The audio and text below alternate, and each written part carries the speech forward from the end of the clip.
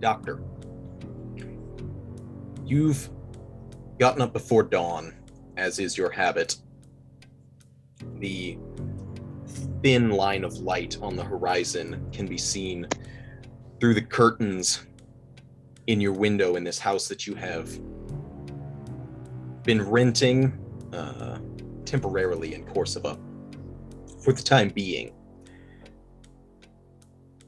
The kettle begins to boil, your herbal tea prepared, the morning ritual that you go through, everything is precise, but it's interrupted by a sudden tapping on your door. Stops. Who is this? From outside, you hear a man give his name. You've never heard it before. Just kind of in a... Actually, make an insight check real quick. Alrighty. You detect the tone is somewhat frantic and desperate. Saying, please, sir, I need your help.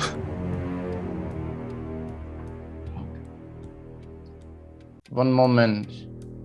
Yes, he just kind of puts on his jacket. He is kind of just sitting down in his, regular suit attire. And kind of as soon as he has his jacket kind of put on, he goes to the door and opens it to see who it is. It's still dark. In the early morning hours, that chilled air touches your skin, and you see a man. He's holding his three-sided hat in his hands, just wringing it slightly. Sorry, sir, I don't mean to disturb you at such this hour, but well, it's my Thomas. He's feeling poorly, I think, and I tried Dr. Van Stein, but he's out. I'm not sure what he's. I know you are good with the medicines and whatnot. That might be able to help me, sir. I'm sorry again. Feeling poorly how? Sickly, convulsing at times. I'm not sure what you call that, but he just can't control himself. Spasms. Let me get my things. I will meet you in a few moments. So he just kind of shuts the door and just kind of gets his things before opening the door again. Yeah, you see the man is a little bit, he's gone partway down the street, maybe 30 feet away, just in anticipation, a little bit uneasy, but he will quickly lead you to a small homestead inside the city, in one of the poorer districts. Lead you to the house. There's a woman that opens the door in a simple dress, hair pulled back, almost in anticipation, and he gestures for you to enter.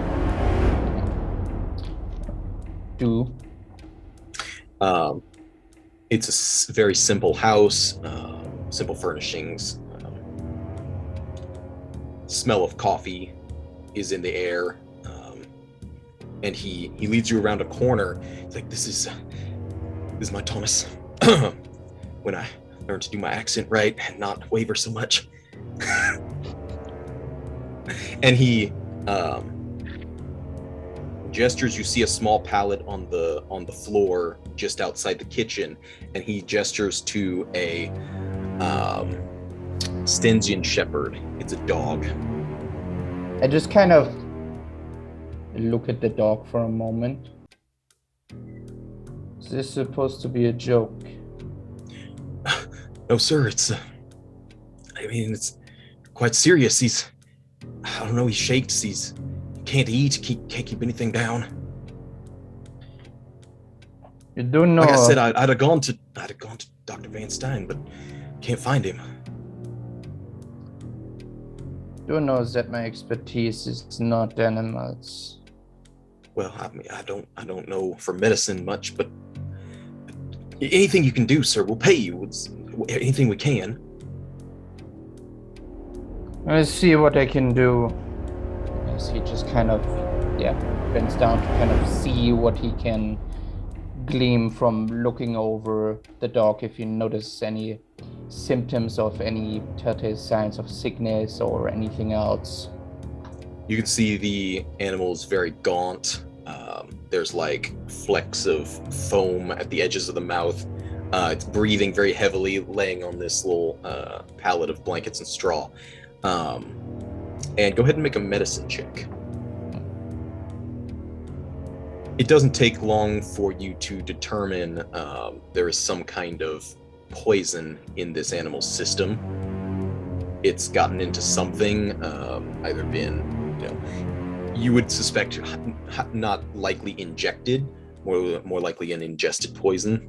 Okay. So I don't see any wounds or anything where the dog might have run into, something and, You would find some evidence that it had, some bruising, possibly consistent with like a seizure where it had hit itself on the ground or a wall or something like that, but nothing that's drawn blood. Mm-hmm. So he kind of looks at all of this without kind of looking up, kind of just kind of looking at the dog. Was the dog before this all started? Did he eat something he shouldn't have? Not that I'm aware of. I mean, we feed him regular, but. Right, but that's not what I'm asking. I'm asking if you saw the dog the entire time, or if the dog was out and about. He does go out every once in a while, mostly stays here, but when I do my chores outside the walls, he tends to go with me. But he makes his way out every once in a while. Don't have my eyes on him all the time, you see. Were somewhere specific with the dog before this all started? We woke up 2 days ago, and he's been sick, I guess, since then, but it's just gotten worse and worse. I mean, dogs, they get sick every once in a while. It's usually not a thing, but once the shaking started and eyes rolling back in his head, it was more than I could bear. Right. So you can't say if you were anywhere specific. It is fine for the time being, as he kind of just opens his suitcase, kind of having his whole doctor's supplies, all the tinctures, the bombs and everything, and he would probably try to, take care of that poison. Mm-hmm. You would know with the 24, the first thing to do would be to pump the stomach to remove anything that it has ingested. It's just kind of, bring me a bucket, this will be messy. The woman, likely the man's wife, rushes over and gets a bucket. Everything is prepared to any directions you give. He will just, take off, his jacket and everything, kind of put on gloves and as well as kind of a doctor's apron to kind of, take care of anything might splash over. And then he sets to work. Yeah, once you're prepared and everything is in order, it's different than the patients you're used to, obviously, but the procedures for this kind of thing are not dissimilar. The tube is inserted and you manage to pump the animal's stomach. As you do, make an herbalism check for me, please. Using with the herbalism kit, right? Can I use intelligence for this? Yes, please. Alrighty. Much of what was there is water. As he said, it was a few days since this had began, so there's not much. However, you get the traces of something purple, just small flecks that should not be in an animal's diet. Is it too heavily dissolved to kind of tell, like, make any remarks in terms of, if it looks plant-based or if it's something that looks like meat or that looked like it has been meat or something? It's more in line with flora. Mm-hmm. Okay. It's fairly digested, but you see more the coloration than anything else. Mm-hmm. Kind of looks at this for a moment.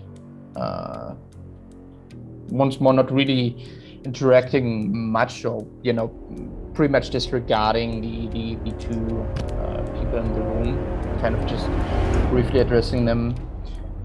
Is there any purple flowers or plants around? Anything local to this region?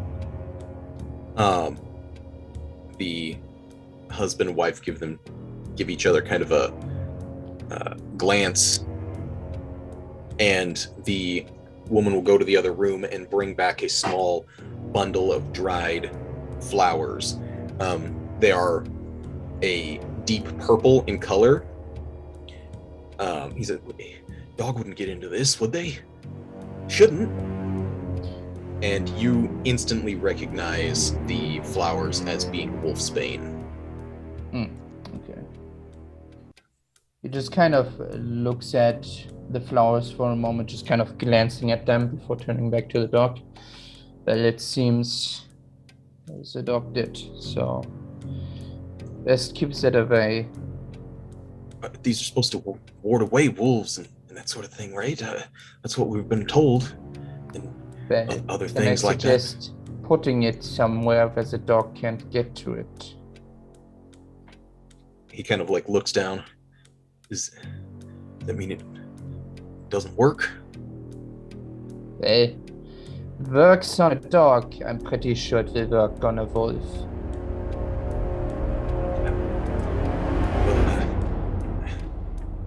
Well, we'll keep it up, I guess. Out of reach. Is that all? Will he be okay? Should be probably fine. Make sure he rests up, that he eats, that he drinks. If there's any more, if the condition for some reason does get worse, come see me again. But this should most likely be fine. Thank you, sir. And he reaches into a coin pouch, brings out 5 half golds. I hope this is enough. Do the people seem to look like they can spare the coin? Seeing as you said, the district we're in is, one of the poorer, and the house itself is very plain. Make another insight check. Yeah. It's possible. I mean, he seemed to indicate he was employed, so hard to say for sure if this is excess or everything they've got, but it is what he's offering. He will take half of that and just kind of nod. I will be on my way then. Have a good day. Yeah. You too, sir. Again, sorry for the hour. Thank you for everything. Don't mention it. And yeah, he just kind of steps out, kind of after, taking off his whole gloves, equipment, and puts on his jacket, and probably then return to his room to get to that tea that was, in the making. Well, here's a question. Would he reflect on what these people are doing? Bringing wolfsbane into their house, or is it just that's what they've done and it doesn't matter to me sort of situation in his mind? Seeing as he doesn't really have any, to him it's just, these people have that in their house. If there was, reason for him to be suspicious about, these people are poisoning somebody or something, then he would probably, pause. But for now, he's more like, he doesn't overly care. Sure. He kind of makes a mental note of it. They seem like simple folk, not the type to dabble in poisonings, but you're aware that in the right circumstance, anyone is theoretically capable. You see that as you leave, they like put it up, like pin it on the inside of the window, like above the frame, out of the reach of the dog. When the husband kind of said, they had the wolfsbane to take care of werewolves, or kind of ward off werewolves and wolves and shit. Did something seem off about him saying that? And when they like put it up, does that seem more like he's watching, we put something up?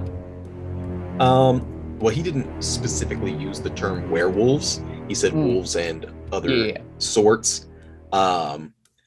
I think you would probably know whether or not it's superstition. That's up to your opinion, but people believe wolfsbane is intended to ward away werewolves. Okay.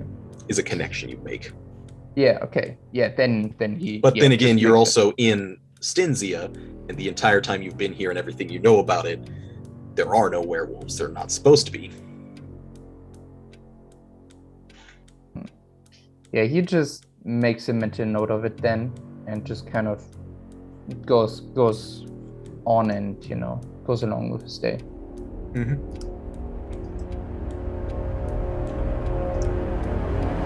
rest of you all, would you have spent the night in the camp with the Vistani, everyone except Amrita, obviously?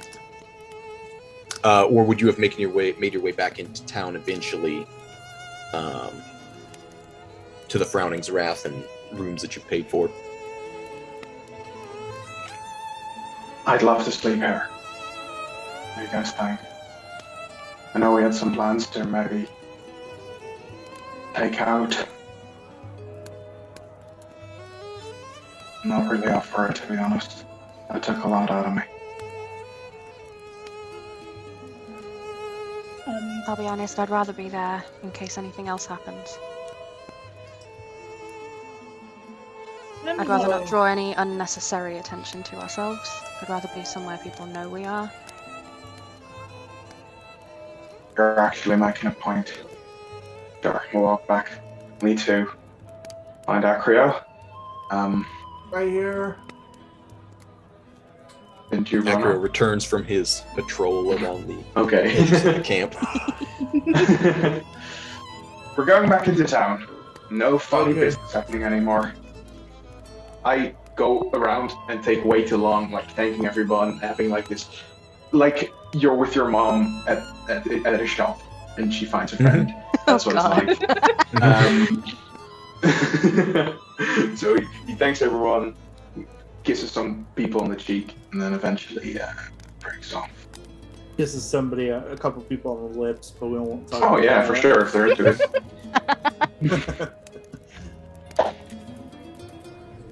And we'll make our way back to town. On the road In again. the Frowning's Wrath, I guess. Yeah, so crossing that small plank bridge toward the gates, everything is very quiet. You see Cathar, who had greeted a couple of you, although greeted is a questionable term, met you when you first came into the city, as well as a couple of militia guards. He knows Acrio, Asuriel, and gives a glance to Cillian, a bit of an eyebrow raise, but doesn't stop you. He kind of whispers to one of the guards, who goes over and has a small booklet and starts writing down, making a note of something. But you're not stopped, and you're able to get back into the city despite the late hour. Hey, they're fast listening on, to me. Acrio. Yay! Yeah, imagine that. People actually listening to me. Wow. Cathars have some real influence, don't they? Well, we are the mouth of the church. Right. At least that's what they say. Nobody has to fucking listen to us, but... You don't even realize how hard I had to strain to not make a dirty joke. Yeah, maybe not in front of the Cathar. That's why I Totally didn't correct. say it. I was gonna say, crack all the dirty jokes you want once he's gone, sure. And I guess we'll make our way back to Innistrad. On the way, Lorelei kind of falls into rank next to Acrio, and she's like, I know that wasn't particularly easy for you to witness, so I do apologize. What was very hard to witness? The reading. I know you walked out. I mean, in the end... Well, he actually walked out before that. He Oh, walked the out seance, when they whatever, began yeah, the summoning whole- a Geist. The encounter with the supernatural. I'm not uncomfortable with it. It's just the less I know, the better. Well, I'm about to step all over that. Part of the reading that I got was that our work can't begin until I start revealing some things. So I'm not a You're Cathar. actually the werewolf. Oh, that's worse than what I was expecting. Slightly worse. I thought you were going to come out and say that you were the werewolf, which would have made life a lot easier for me. Believe me, if it was that straightforward, I would. But no. I'm not a Cathar, and I have no intention of becoming one. I'm going to sit on that for a little while. Do with it as you please. If you'd see me beheaded for it, then that's fine. I just believe I should be straightforward with you. I don't want you to have any pretenses.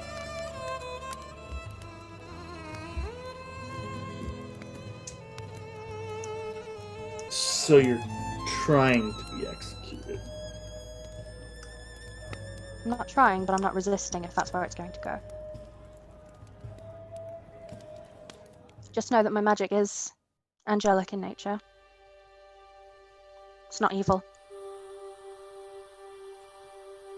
But I'm not a part of your organization, and I have no plans to be.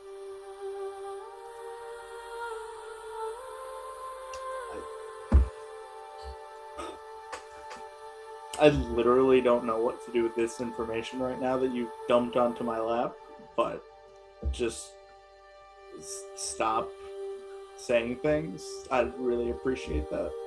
Okay. You could have said that way sooner. And Lorelei will pick up her pace and walk on ahead. As they're talking, I'll walk next to Asuriel. That was some really solid dancing, girl. Done it before? I don't know. Right. I still really can't get my head around that part. You don't remember anything. No, nothing at all. You know... you think it's medical? It's Because what? I don't know. Medical, you know? Is there like a bug in your brain that's eating it? Or actually, you might realize I don't really know that much about medicine, but I don't believe so. No, I think I'd feel it otherwise. should I just slap you real hard? Is that like? I'd rather. I'd be glad to do it. You know, I'll volunteer. It's good. I don't think that'll solve it. Do No. Okay, sure. But you never know. So Well, you not got a anything. hammer.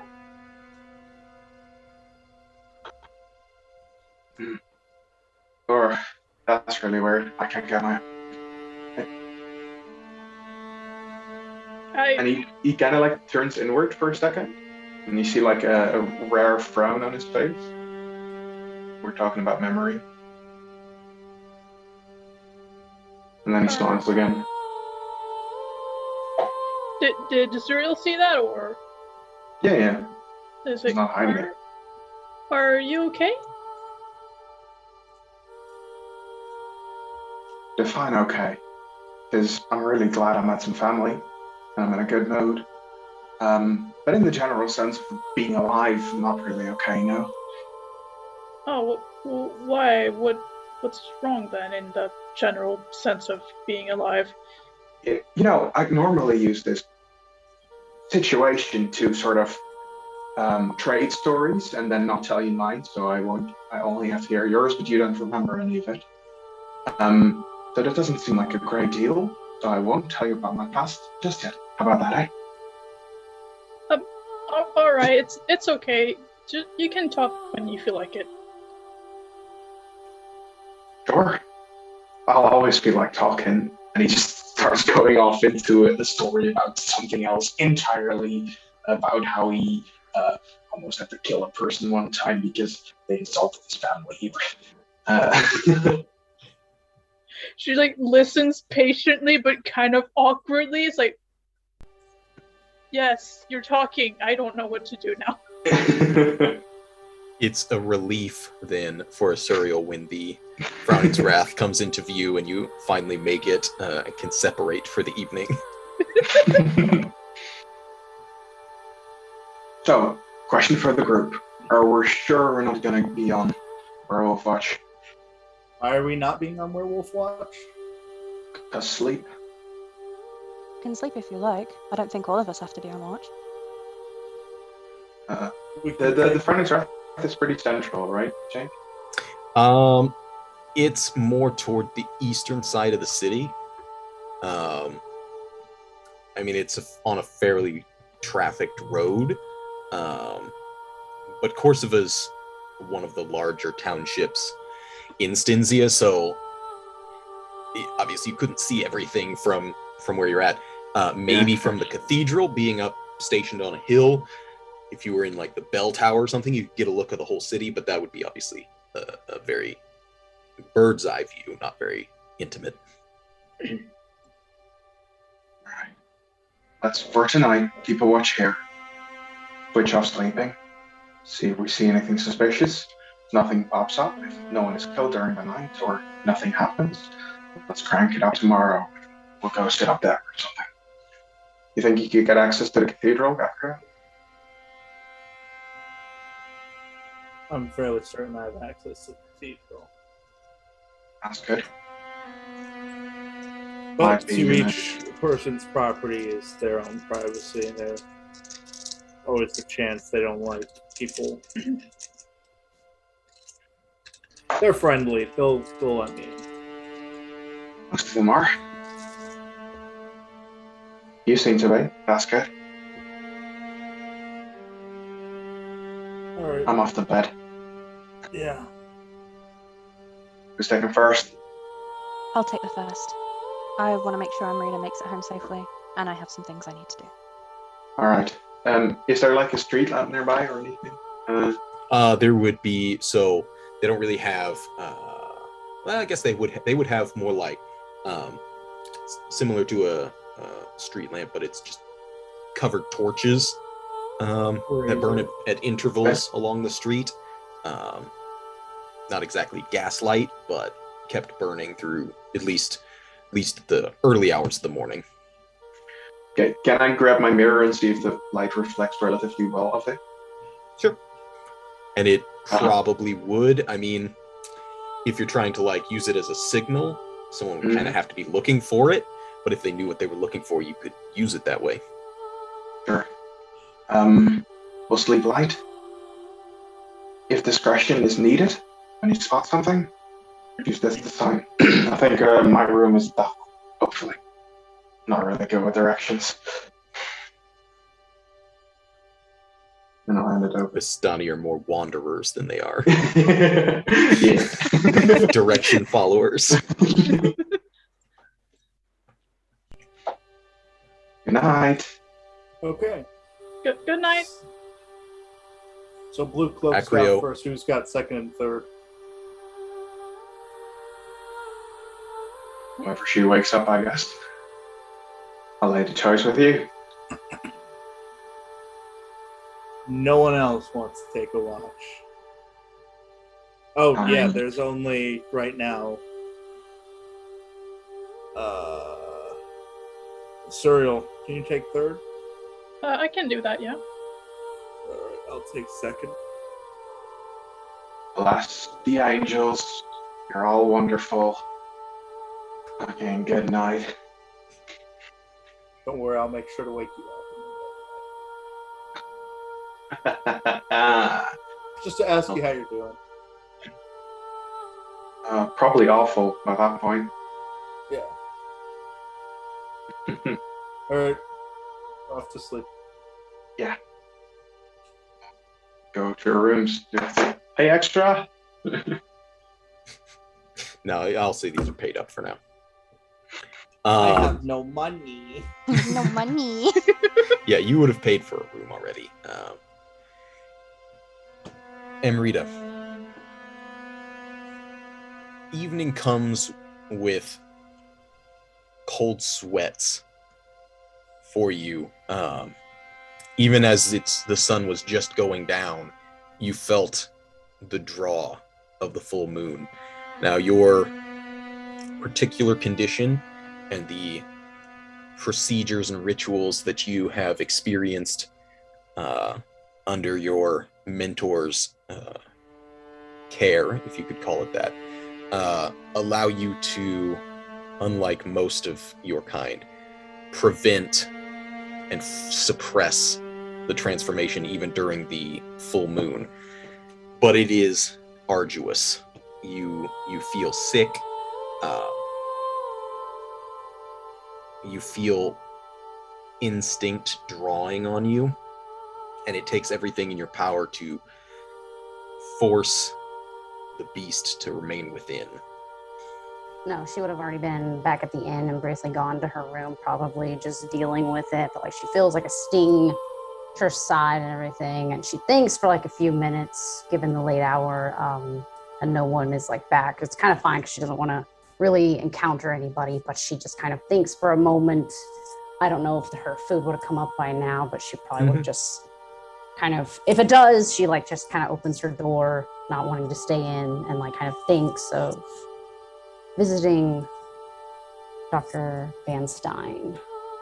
So yeah, there's a quick knock on your door, but when you open it, there's a small tray and glass with some basic dinner set on a small table outside the room. You catch Anne walking away down the stairs, but she had no intention of disturbing you. Rita just kind of just puts the plate in her room and just leaves it and just quietly shuts the door and tries to just quietly move downstairs. Before you do that, can you make a sanity check for me, please? Uh-oh. Yeah, you're able to do that in that exact fashion. The meat that was on it makes your mouth water. You have that intense hunger as you look at it, but you manage to just set it down, suppress the urges, and continue downstairs. Yeah, she's gonna try and like kind of like sneak out, and then also just like fiddles, like grabbing her flute so she can kind of use it when she gets outside walking. Yeah, there's a few patrons in the saloon as you exit. You would probably notice a couple of them just give a strange glance to you as you're walking a little bit uneasily, not making a huge display, but enough that people are just either concerned or confused or suspicious. But yes, you make it to the street without anyone interrupting you. She looks around briefly and cautiously to make sure she doesn't see any of those others coming back from earlier, as she hasn't seen them all day. The sun is setting, and there's that just the faintest hue of the sunset in the clouds in the west at this point. That smell of fresh rain is pleasant. The only pleasant thing to hit your senses recently. And where most people would begin having trouble seeing, your eyes pierce through the dim light with ease. You don't catch sight of anyone.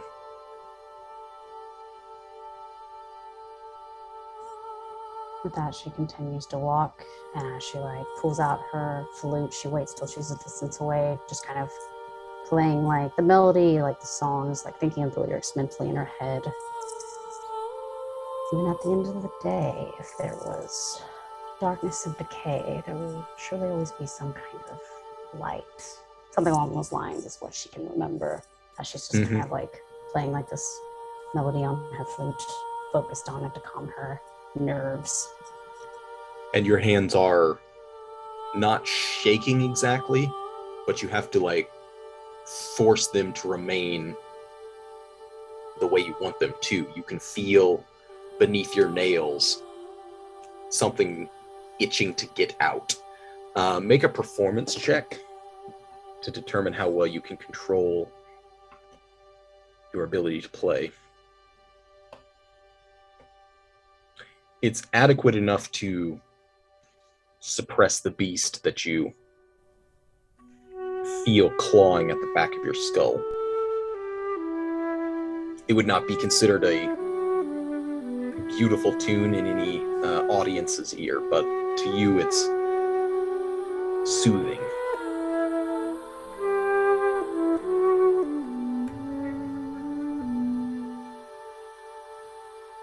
I assume by the time she makes it to the doctor's office, she kind of stops and stiffens for a moment when she goes to the door, just kind of lingering, reflecting off of her blue eye on the right, as the brown kind of blends in with the more shadowed side of her face. Before she just hesitantly knocks. Headband is beginning to show sweat stains, and the Dr. Van Stein is he practices from his residence, so this would be his private home. It's not glamorous. It is a 2-story home, though, more than a lot of the houses. Clay tile roof, kind of that Tudor style. You see there is a young but well-maintained hawthorn tree growing just outside the front. It has just ever so slightly begun to bud in the new moon season. But yeah, are you knocking on the door? Or he does have not a doorbell, but there's there's one of the knockers on the door itself, so you can use that or your hand. It's obviously up to you. Yeah, she will hesitantly just go ahead and just probably knock, as the handle's probably at a weird distance, and so she just kind of knocks at the top of it, just Dr. Van Stein, are you there? Your ears pick up shuffling movement within, not hurried. Also, you detect the smell, both of smells like steak, but there's also that raw human flesh scent that you can detect. Makes her want to vomit, and she tries not to get sick, and her face turned green. Regardless, you do have a pallid look, pale with kind of sunken eyes at this point from forcing down everything within you. The door opens and you find the doctor, pristine as usual. He's just got a vest on. Like he's dressed down for dinner at his own house, and a dressing gown, sort of, robe over it, just loosely tied, fully clothed underneath, obviously, but just comfortable for the evening as he was settling in for dinner. He kind of like looks you over coolly, almost clinically. Well, can I help you? I'm not sure I can, honestly. Forgive me. It's late, I know, and not in the proper attire or appearance, but I had a bit of a scuffle today, and I was wondering if you could take a look at some of these wounds. And she kind of just like shows like just areas that she has bandaged on her arms, and like not so much like just hold on to like the side of her waist while leaning in the door.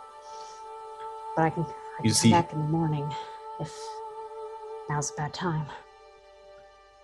You see him kind of swallow hard as he's keeping his face in a stone-like expression. But just that moment of kind of glances down the street. Is this a good time? For you, I mean. We're both aware what time it is. I'll be fine. I promise. If I just need someone's help, and I figured since we both had helped each other before the night of the uprising, today, I'm sorry it's much to ask, given what's probably going on in the streets right now, but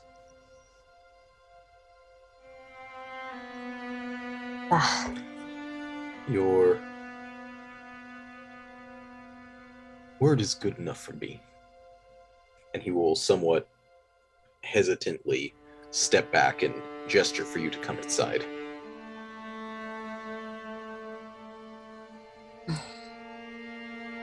She gulps and just like quietly like moves and looks around the room. It's elegantly furnished, but not expensively. You see like armoire that's probably come from Nephalia, decent craftsmanship.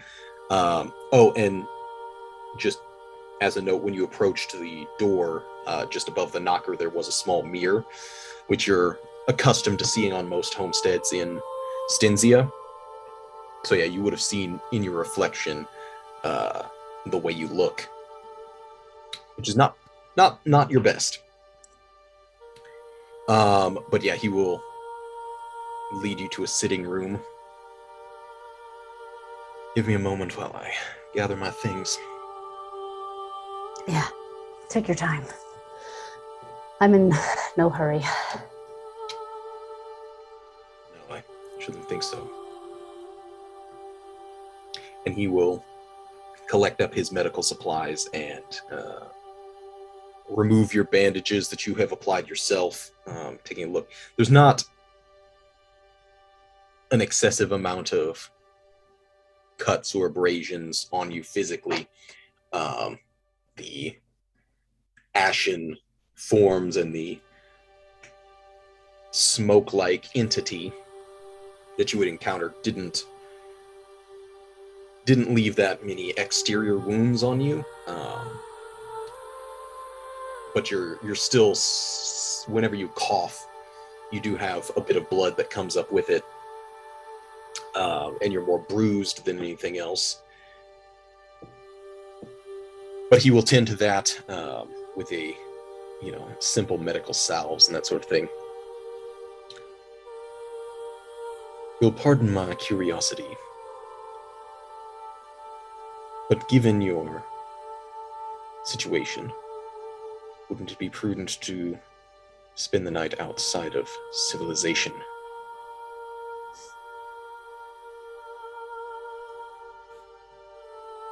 I'm not gonna lie to you. I lived in the forest many years alone by myself, but it's hard to explain, but she kind of just like stiffens as he like messes with some of the wounds. This is probably the first time she actually feels herself just kind of like vulnerable, actually like explaining some of her history to an extent. I don't know how to explain it. I know I might be maybe partially cursed, or hell, I don't know, but I have some way of being able to be, I mean, whatever you call normal is for Innistrad, longer than others who may be cursed, or I'd rather not say gifted, even though some people are thinking that for heroes in Corsiva and have admirable skills. Yes, there are those who do think that. There are also those who believe the condition of the wolf is in itself a gift. A curious line of thought. Wouldn't you agree?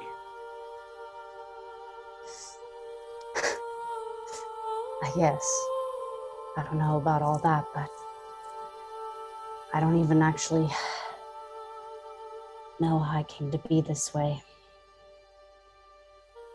I'm sorry, I don't know why. I'm just a lot of things related to my past is creeping up on me, and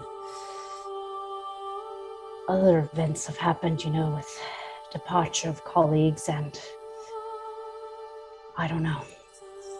I wish I knew more about myself than what I let on, but many profess to have some recollection, suppressed or otherwise, of the triggering incident that brought this state upon them. You're not aware of such a thing? You're not very old, I shouldn't think. How long have you been like this?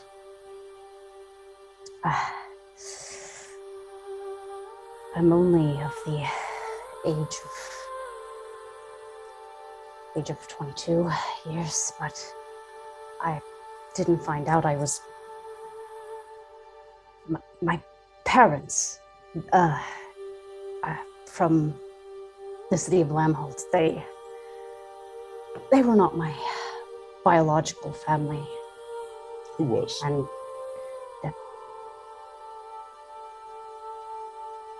have you ever heard of Creighton and Ortilia Dione? I have not. Those were your original parents? I believe your name was Mablethorne. Last we discussed it. Yes. That's how my adopted mother, Ortilia, found me. I was of like 5 years of age, abandoned, it would seem, by some old church. I don't even know why, but I don't remember. But there was a music box with my name on it for a time, and that's all I remember encountering her. And I didn't really have an incident until something with the sheep. When I was but you were not age. encountered priorly by werewolves, to your recollection? No. The transference of this curse, as you call it, as I understand, involves more of a ritual process involved in the attack. Not something easily forgettable, I would think. But you have no recollection of such an incident. No. And I wish I Curious. did, because then, yeah, maybe I can. You'll glance to the grandfather clock that is ticking in one side of the room. How do you sleep? Specifically on nights such as these.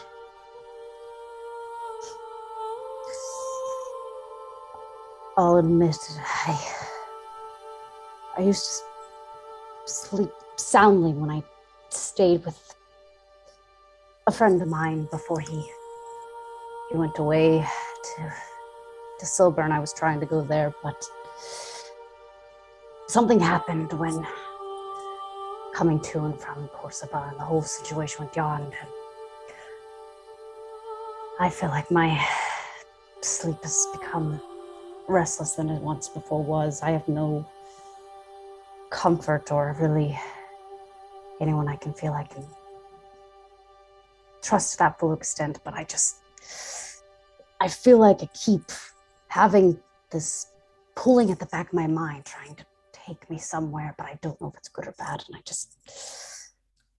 Is that the wolf?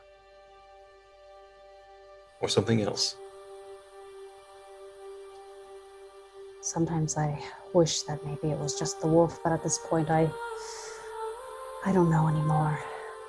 I know nothing of whatever could be haunting me. Maybe there's something more. Maybe the wolf is just an extra thing that's just eating me away. And I just want to get out of here. During this time, the Dr. Van Stein has continued his medical procedures during the conversation. But he'll sit back in in what seems to be his sitting chair. Well, I'm no psychotherapist. Not sure if I can help you with that.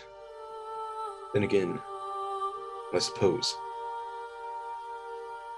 If you'd be willing, of course. What is it that you're implying? Tell me first before I know, I feel like I want to say yes, but I guess I should ask before wondering. There are procedures on the forefront of the psychological sciences, delving into memories that have been suppressed, but still linger. It would involve hypnosis. Are you familiar with the procedure? Would she be familiar with it? I mean, you may have heard of it, but you've never experienced it, given your lifetime. Yeah. I've heard that terminology, but I don't know the gist of it. You would be placed in a trance-like state, unconscious and conscious at the same time. Access to your subconscious would be revealed. Things that you may not be actively accessible to can be accessed in this state.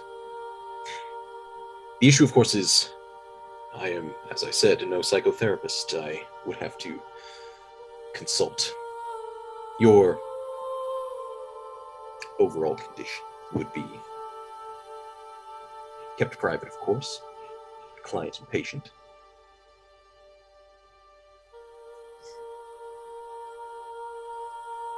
She kind of like drums her fingers against her knees and like fidgets a little bit and like kind of just like bouncing one of her legs, but like she stops and it's just like, how long does this process usually take, or does it depend? It would vary greatly. I've seen it used to remove addictions, to encourage proper sleep patterns, access memories blocked by trauma. Sometimes it can be simple 15 minutes, others ongoing. Sometimes an hour or two might be all it takes. We wouldn't know until we opened those doors.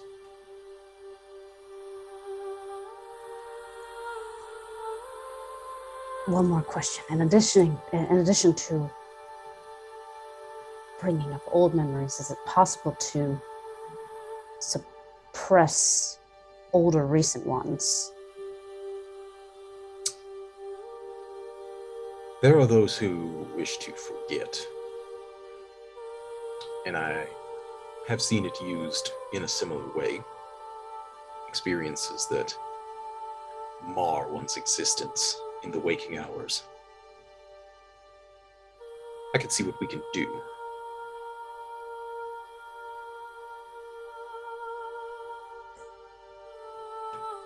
I'll do it. If it'll help, I trust you. Interesting. Allow me to consult. And he will go to the armoire that you had noticed, pull out a sheet of paper, dip a quill, and begin scribbling a note. He opens up his front door and looks down the street. You see him call to someone, probably a small child, and offer them coin to deliver a note. And flashing forward in the evening, Lorelei on the first watch in the Frowning's Wrath. What is she doing beyond her wakefulness? She is writing in her journal. Mm-hmm. She's kind of got it like awkwardly balanced because obviously she's like just kind of standing around, so she kind of is awkwardly juggling like 3 things at once. The writing's all smudged and all messy, and her hand's a little shaky. Would you have requested anything of Anne and Amel before they went to sleep themselves? Or milk, anything like that? Yeah, probably just like a hot drink, just because it's probably chilly. Mm-hmm. Oh, yeah. They would have gotten that for you, bid you good night, with a questioning glance as to why you intend to stay up so late, but they don't pry. They know that everyone in Corsiva is somewhat on edge. And she's just keeping an eye out. Mostly an ear out. She doubts she can really see much, like, on the street level, but she's just, sort of looking, focusing her eyes on her journal, and then, like, keeping her ears peeled for, maybe she hears a scream down the street, that kind of thing. Sure. Sitting at the booth nearest the front window, focusing on your writing, but keeping your ears open. The night is oppressively dark and eerily still. You can see the only point of light in the sky is that very hazy luminescence where the moon is, but cannot be seen behind the clouds. Eventually, during your watch, the torches that have been lit for the evening burn out, and the streets themselves dim to complete blackness. But you don't catch sound of any disturbances, either on the streets or within the tavern itself.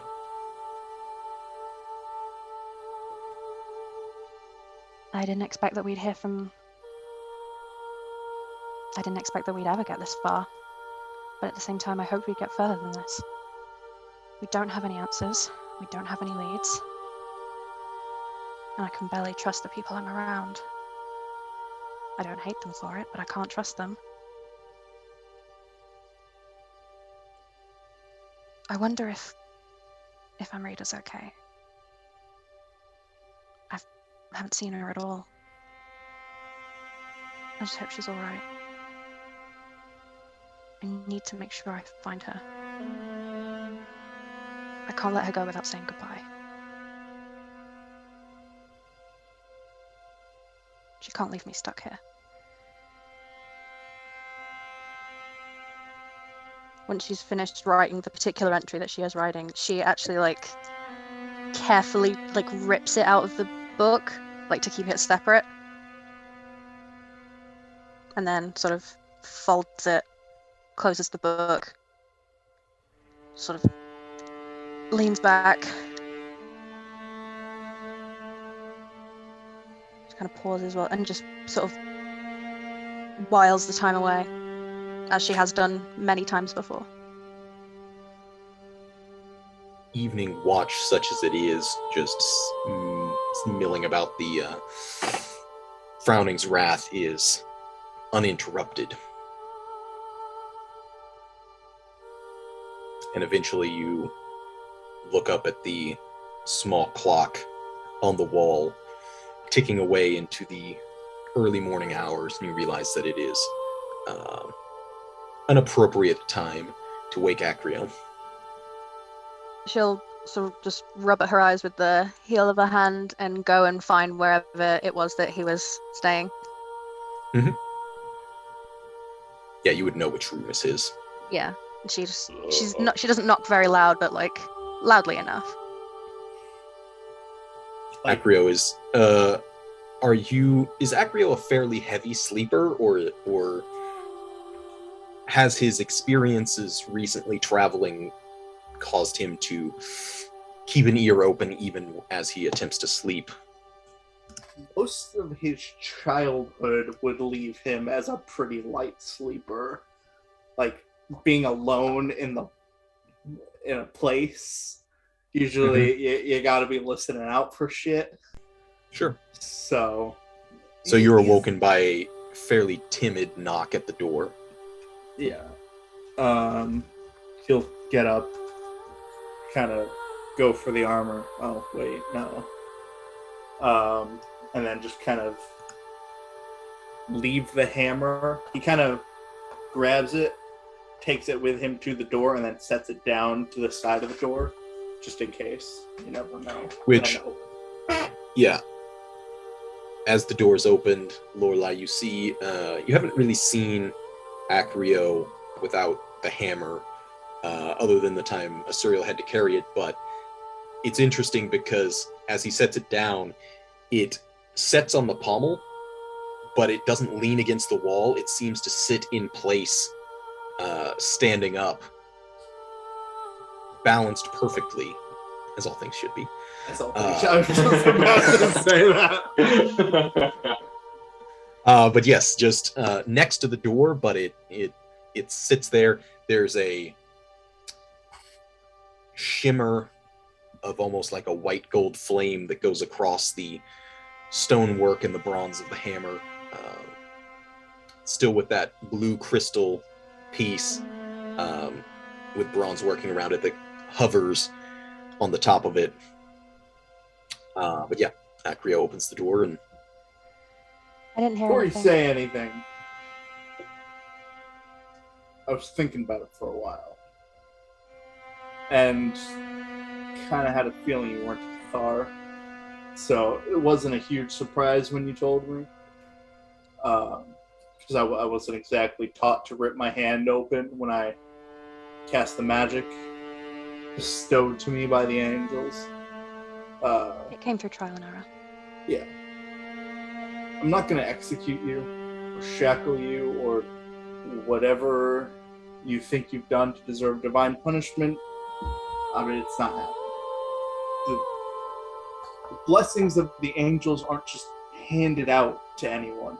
There's a reason they chose you. You don't just pull magic out of the air and call it a day. So, you may not be a Cathar, the church, you are in some way the might of the angels. You carry their blessing with you, so do with that what you will, but you still fight for the angels, even if you don't fight for the church. Wow, that's not the answer I expected. Thank you. Just beat yourself up too much. Seems like you do that a lot.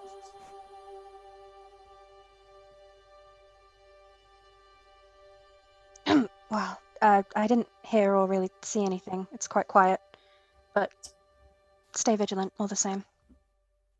Good luck. Get some rest.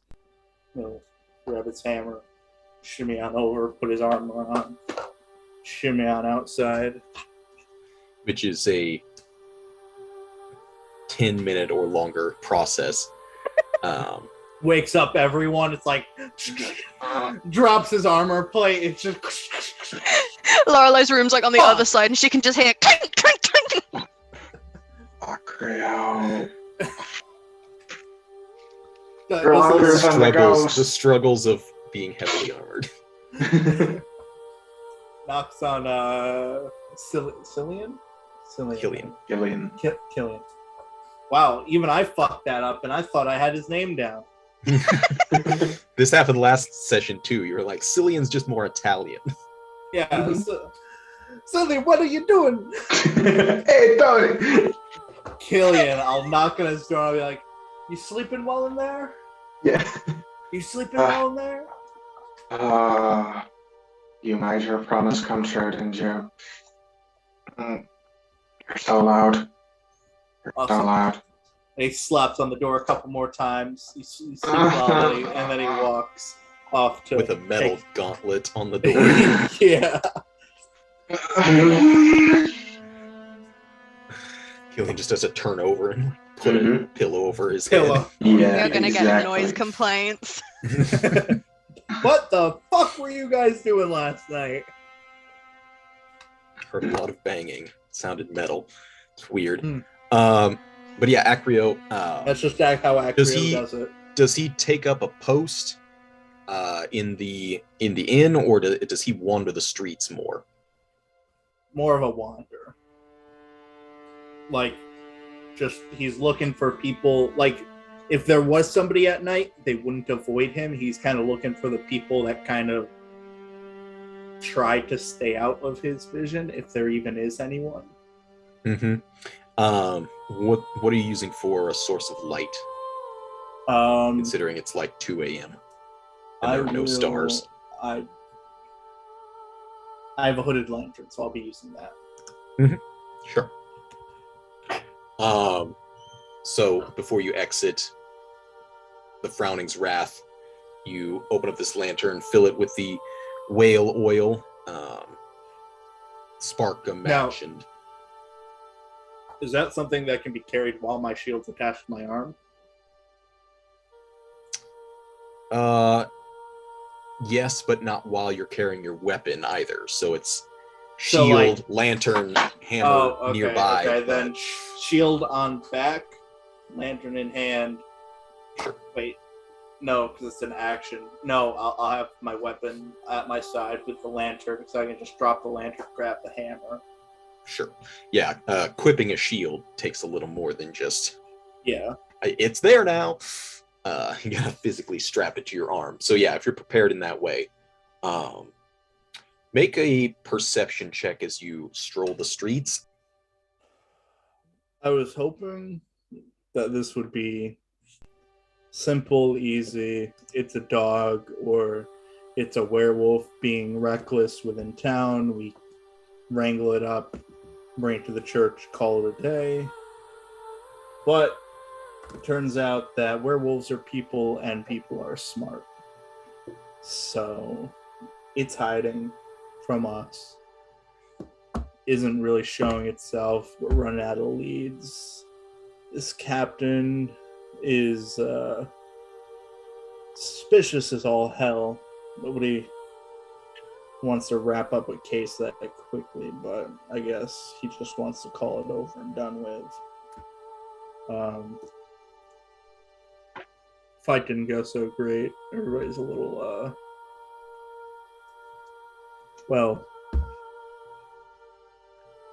people are soft when it comes to giant smoke monsters that suffocate you from your lungs and then poison you and knock you out, so I can't really blame them, but it wasn't a pleasant experience.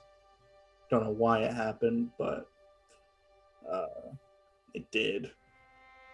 So that's cool, I guess. Not exactly something I was trained to do or told to do. I'm just here to pass through, go get weapons to a remote town so they have a bit of extra protection, but this is turning out to be a fucking mess.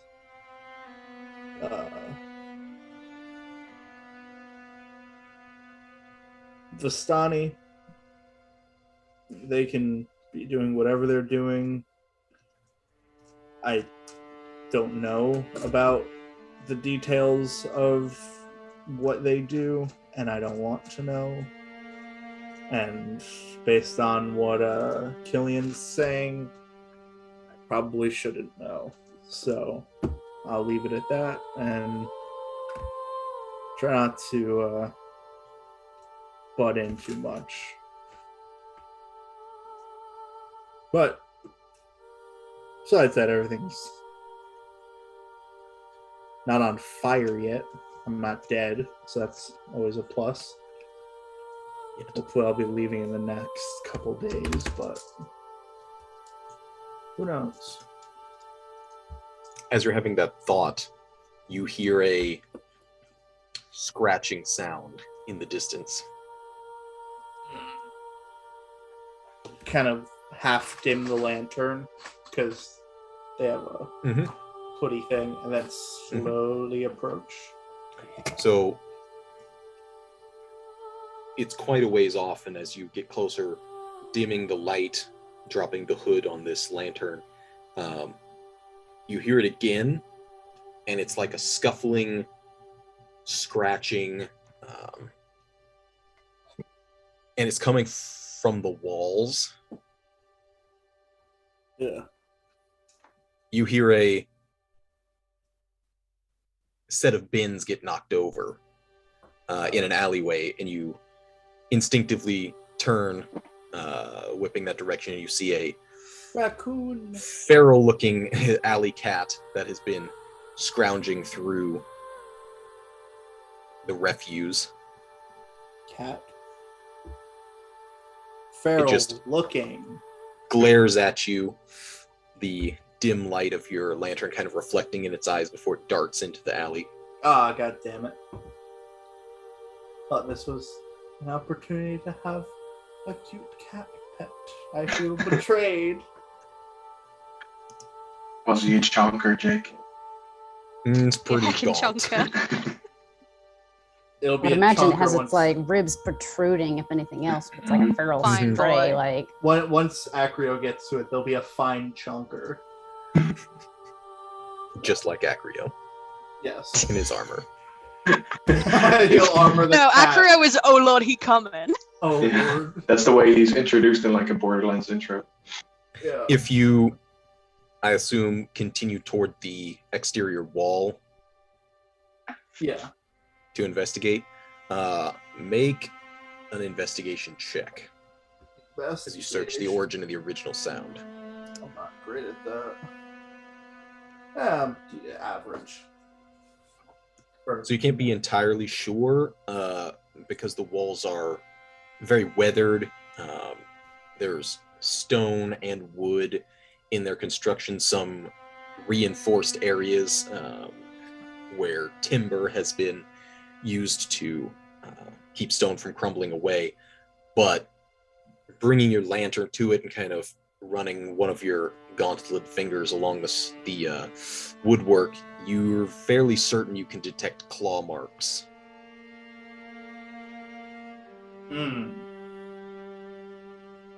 Going up the beams and over the wall? With a 10, it's impossible to say. Got it. And I know where this is. I can come back later Sure. with somebody smarter and more investigatory than me. Yes. I'll do a look around for something that did it possibly, but besides that, I'll just take note of the location. And If you're looking around with the perception check that you had rolled, I would say you are able to catch sight of a few faint canine-like tracks in the earth, as it is still soft from the earlier rains, and they do seem to approach the wall rather than come from it. canine before, like on the inside of the wall. And rather large. Okay. So somebody turned. Okay.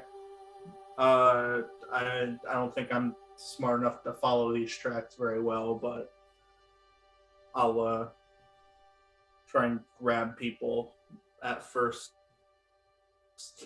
dawn. Yeah, that'll be a note for Asuriel's the next one up. Unless I woke up Cillian and Asuriel. That might be better. Okay, yeah, I'm not going to try and follow these tracks, but I'll take note of where they are and then head on back and wake up Cillian. It's when I look at the name. When I'm not looking at the name on the screen, I get Cillian.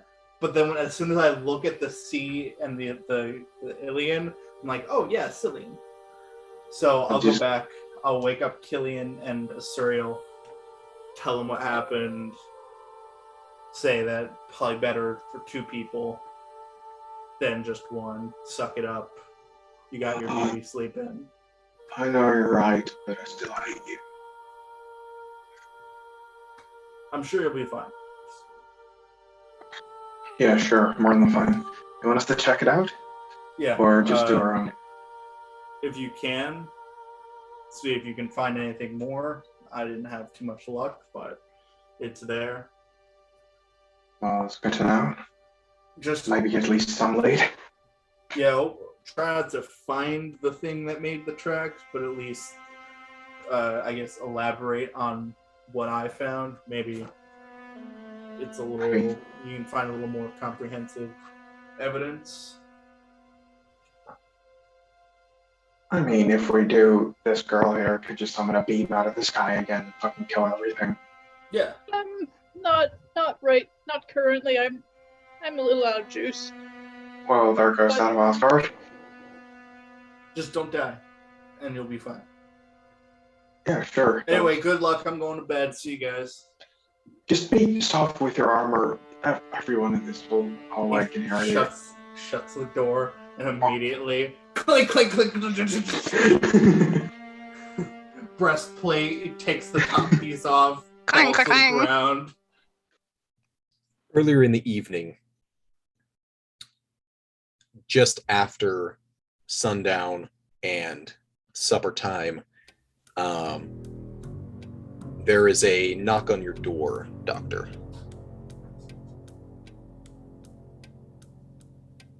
Once more, there's this almost contemplation for a moment before he once more calls out, "Who's there?" You would just hear a higher pitched voice, sounds youthful. Just say, "Got a message for you."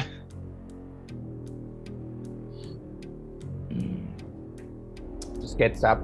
This time he doesn't really bother putting on his jacket for the time being. He just kind of leaves it over the chair. So he goes to the door, opens it, kind of looks who it is. You wouldn't recognize the child, but just a younger kid, basic clothes and leather slouch hat, just reaches up to give you a folded piece of paper. Just for you. Takes it, kind of flips it open to just kind of briefly skim over it to see like the gist of it, kind of see who it is from, and then just kind of pulls out a silver and kind of hands it, well, not a silver, but a half gold. Sure. Kind of puts it into the kid's hand for just kind of nodding and then just immediately just kind of shutting the door. He takes it. "Oh, thank you, mister." Yeah, Runs the off down the street. door is closed before it Right. can even finish.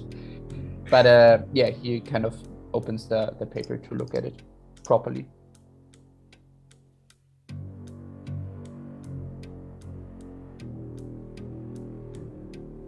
That's cool. That is a Kind of- sick ass font. I like that. Looking It's at called it. Sweetly Broken.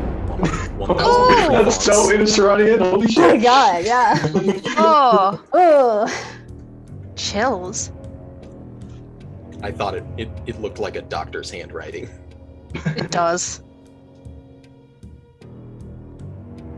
kind of leaning back for a moment. And what time is it right now? Glancing up at the clock, it would read 8:13 p.m.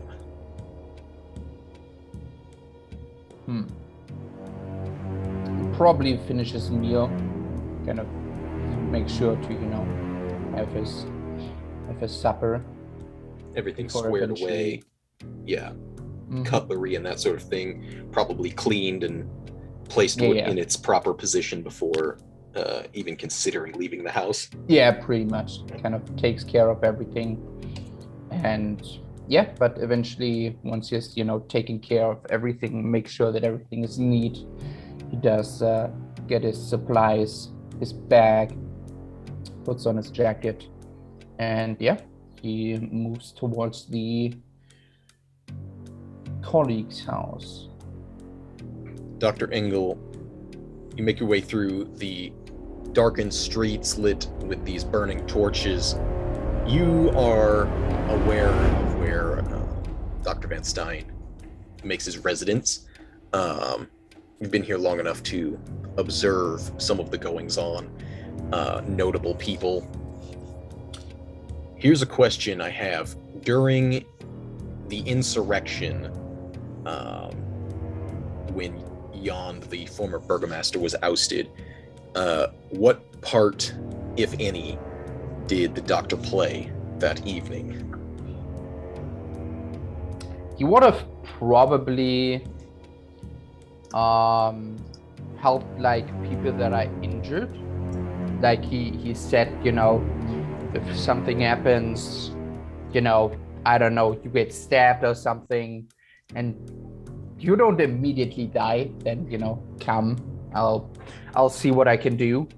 But he wouldn't have participated in the riot and trying to overthrow Jan. That is, to him, that is none of his business. Right. So once everything kind of kicked off, because it was subversive, did he set up almost like a triage location? Would that have been at the house he was renting or somewhere else? Yeah, he would, kind of similar to Dr. Van Stein. He operates from his house, and kind of patients come there to get treated, unless they are so sick or so severely wounded or something that they can't come. Then he'll make an exception and visit them. Does some house calls, but not many. Yeah, pretty much, yeah. So yeah, making your way through the streets, you kind of get the echoes of that evening most vividly, because it was the most excitement, I would think, in his life recently. Things have quieted down now, but you make your way past kind of the hill and the looming presence of the cathedral to the other resident doctor's house. As I said, it's a 2-story building. It's not opulent, but it is comfortable. Mm-hmm. Yeah, he'll just knock on the door. Fuck, sorry. As soon as you knock, there is a swings open, and a man standing. You recognize blonde hair, kind of combed over, wearing a vest and an evening robe, with a expectant expression on his face, as you would read it. And he would gesture for you to come inside. I'm glad you got my note. The voice and did well in delivering it without any trouble. Good chap. So now I can't be overly forthcoming with the details, but I do need some assistance in a more psychological manner, I suppose I'd say. This patient that you speak of, are we dealing with trauma? Or is it something else? I would like, if you don't mind. I'm fairly certain there was trauma involved, likely a loss of memory in some segments. There are gaps, if nothing else. So, partial amnesia then. Something akin to that. I am not proficient in the psychological arts. If you don't mind, I would like to talk with the patient before we get started. I don't do this sort of thing without proper preparation, obviously.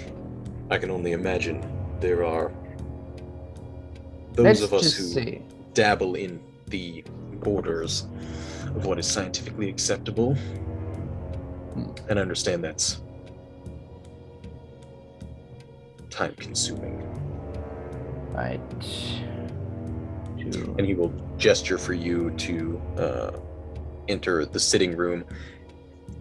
Amrita, hearing the sound of footsteps, she can't help but kind of just jolt up and like stand a little bit, but not so much as a jolt. She kind of grabs onto her side for a second, and as Dr. Stein returns with this other man, she kind of like looks like in confusion for a minute, but he sees like she like seems to kind of like stand like really taller compared to the two of them, and sees that she has the two bi-colored eyes, the blue on the right and the brown on the left, and her hair looks like it's naturally straight and black, but he can see that she looks almost like pale, like her body has normal skin color, but not right now, or like how it should, and like wearing just like simple like pants and a top with like bits and pieces of like a rich maroon cloak and a headband over that's completely drenched, but she just kind of awkwardly like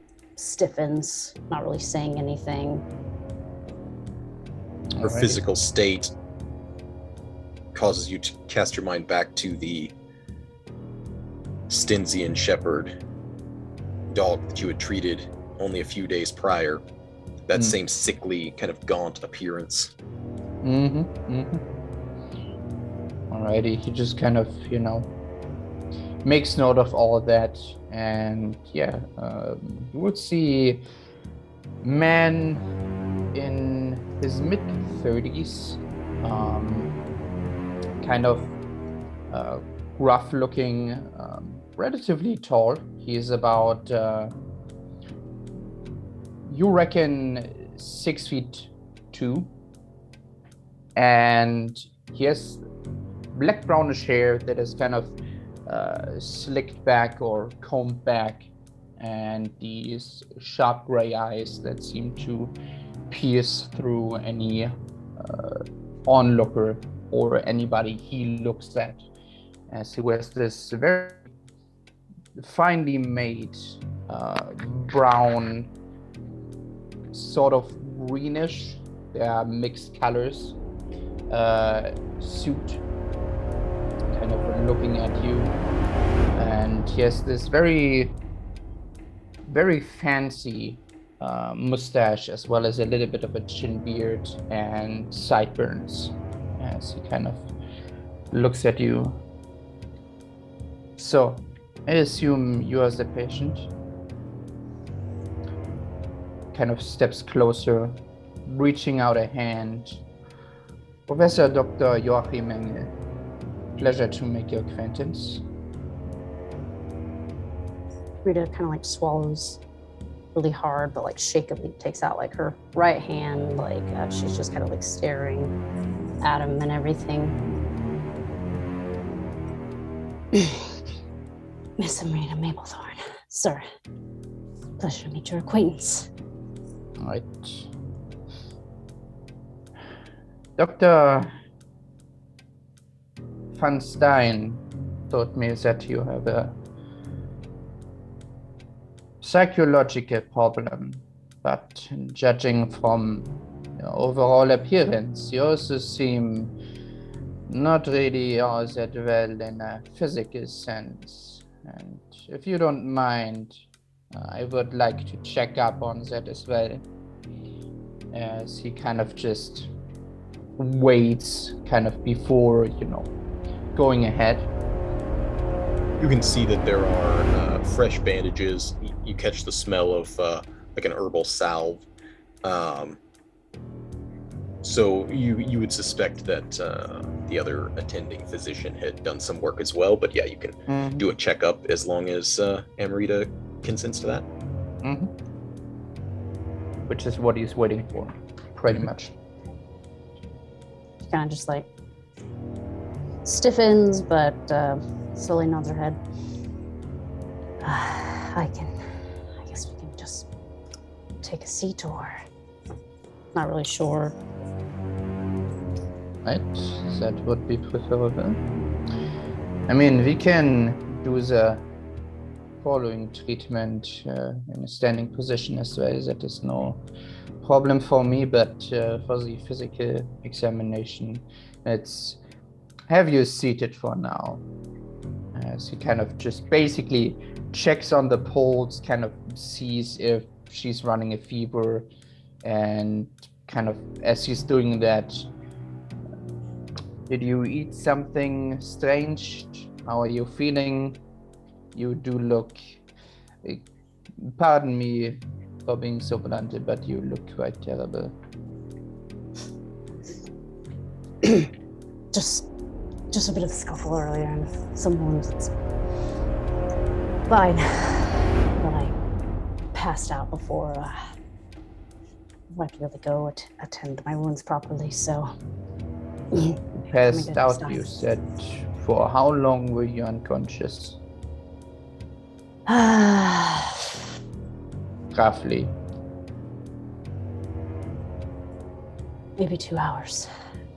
I don't know. Right.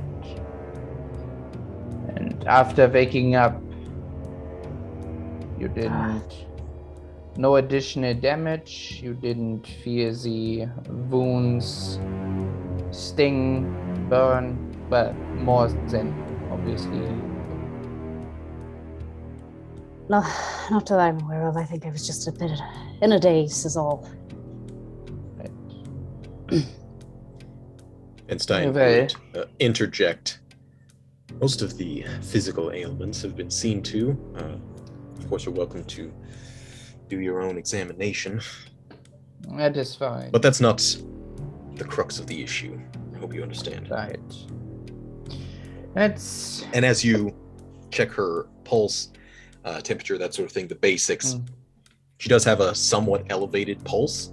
It's not excessive, but her heart rate's higher than should be regular. Resting. And her...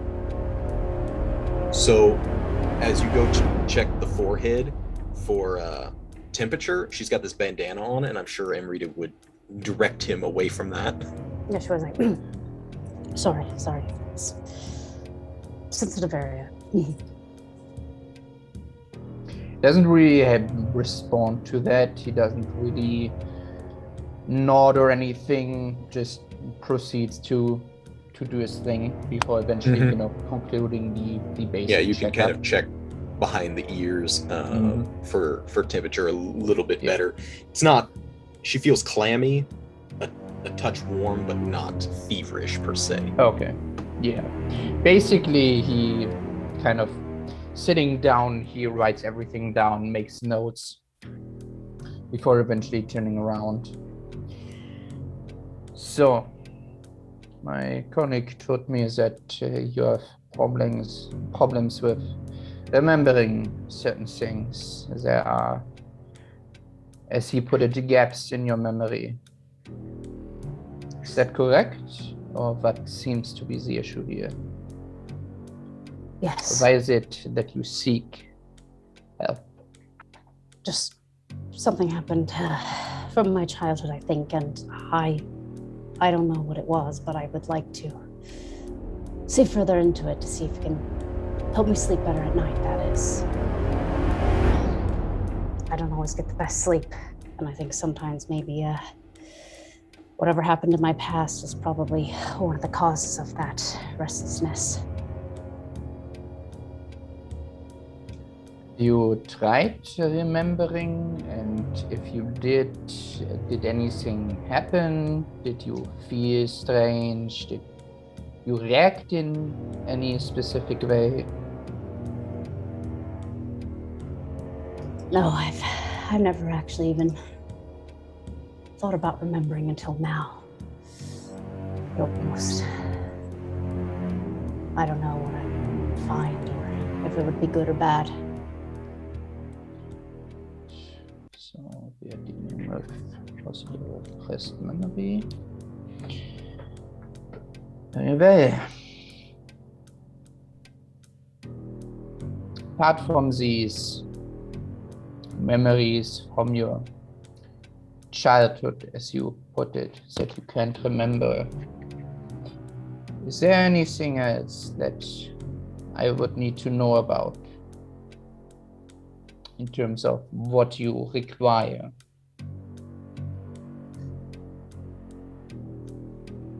A melody. Here, just Amrita goes to grab her flute for a minute, and she you can see her fingers are kind of quivering, but she just shakes them and tries to think mentally in her mind about the music box and tries her best to imitate the sound from the music box that she had when she was younger. Question, does Amrita remember what happened to that music box? Yes, it would have burnt in with a fire the night that her parents died. Cool. Alrighty. Kind of just listens to the melody, just kind of waiting for any explanation. This melody, when my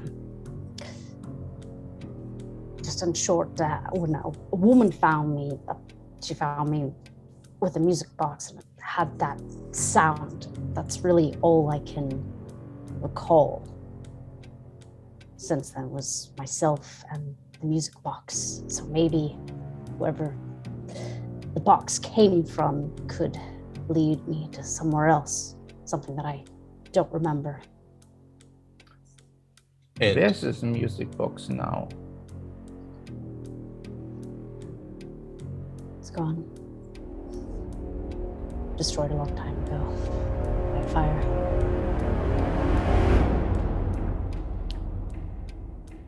Doctor would know sounds and smells are more intrinsically linked to memory than even visual signs. So having those kind of cues is very helpful in this sort of procedure. Mm-hmm. What do you reckon that after hearing it, that he could replicate the sound? Potentially. Is he proficient with any instruments? Oh, he is not, at least not to my knowledge. No, he's not. Okay, so it's probably something you could vaguely replicate, either with tapping metal on glass. Potentially, if you had a spoon and a glass, you could potentially replicate it to an extent. Okay. With his knowledge of the treatment, what do you know if with this sort of replication, if that would be able to trigger any effect? That would be enough. It's likely. Okay, good. At least after a few repetitions of the sound, a person would most likely be able to recognize it if it's something they've linked to their past memories before. Even if it's not exactly the same, it would be close enough that you could potentially get to something. Okay. Then, as he kind of makes a note of that as well, kind of looks at Amrita. Why don't you stand up? As he kind of moves towards her. kind of raising his right hand. As I said, this will be I'm certain that my colleague, Van Stein, did at least in some capacity tell you about what I will do. What I'm doing is hypnosis. It's a treatment that is meant to touch you subconscious. The mind is a very powerful tool in repressing certain things that are otherwise harmful to the waking mind. But with hypnosis, I will be able to pull these repressed memories to the surface so that we can address these issues. This will not be immediate treatment. This will be me making sure these memories resurface so that we can address them afterwards. This is just you remembering. Afterwards, we go to fixing this. Sure, Doc. One more question before we finally start, but if other memories are, it's not healthy for them to be suppressed, then if there was certain ones that I would want to forget, would that mess with the other ones you're trying to retrieve or make it, I don't know. Never mind. What are you trying to say? Just spit it out.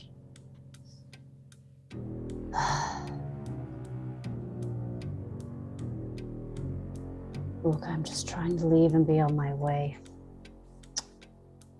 And I used to travel with a group of people, and some stuff had happened, and lost one, a couple of others. They say you shouldn't really forget your colleagues who you've come to know, but in a way, I want to forget what happened and between us, because then maybe it'll make it easier. What you're proposing is me forcefully repressing other memories, more recent ones that you have, is what I glean from that. Yeah.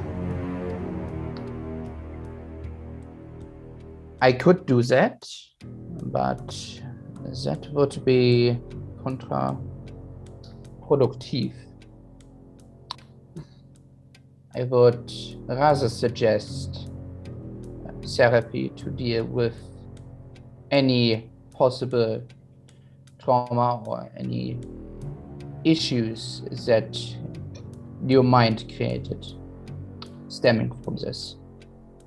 I don't think repressing these things is the right way.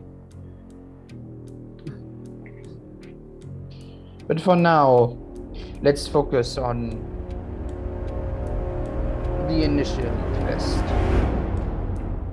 Kind of moves up. What would be, Dr. Engel's preferred method for inducing hypnosis? There are several usual means. Some will use like a board with a particular swirling pattern on it that repeats. Others will use like a pocket watch or some totem that is swung back and forth or spun, something that the patient can focus on while this procedure is induced. He would use the direct gaze method, which is basically the patient looks the person that is inducing the hypnosis in the eye, the person, the therapist, then, starts counting down, inducing the hypnosis before eventually kind of grabbing onto the patient and kind of pulling them forward and kind of pulling them with this act into the kind of the state of hypnosis. Mm-hmm. As kind of looks at Amrita. I want you to look right here. Don't take your eyes from mine. Don't move or speak. Don't nod your head or say, aha, unless I ask you to. I know that you hear and understand me, and if you follow my simple instructions, there is nothing in this world that can keep you from entering into a very deep and relaxed state of hypnosis, and doing it in a fraction of a second. Now, take a deep breath and fill up your lungs. As he kind of guides her. Now exhale. That's good. Now a second and deeper breath. Exhale. Relax. Now a third deep breath. Exhale. And Amrita, I'm going to have you make a sanity check, but also if you are willing to go into this state, then you can choose to fail any kind of, saving throw that might be induced by this. You can actively choose to do that.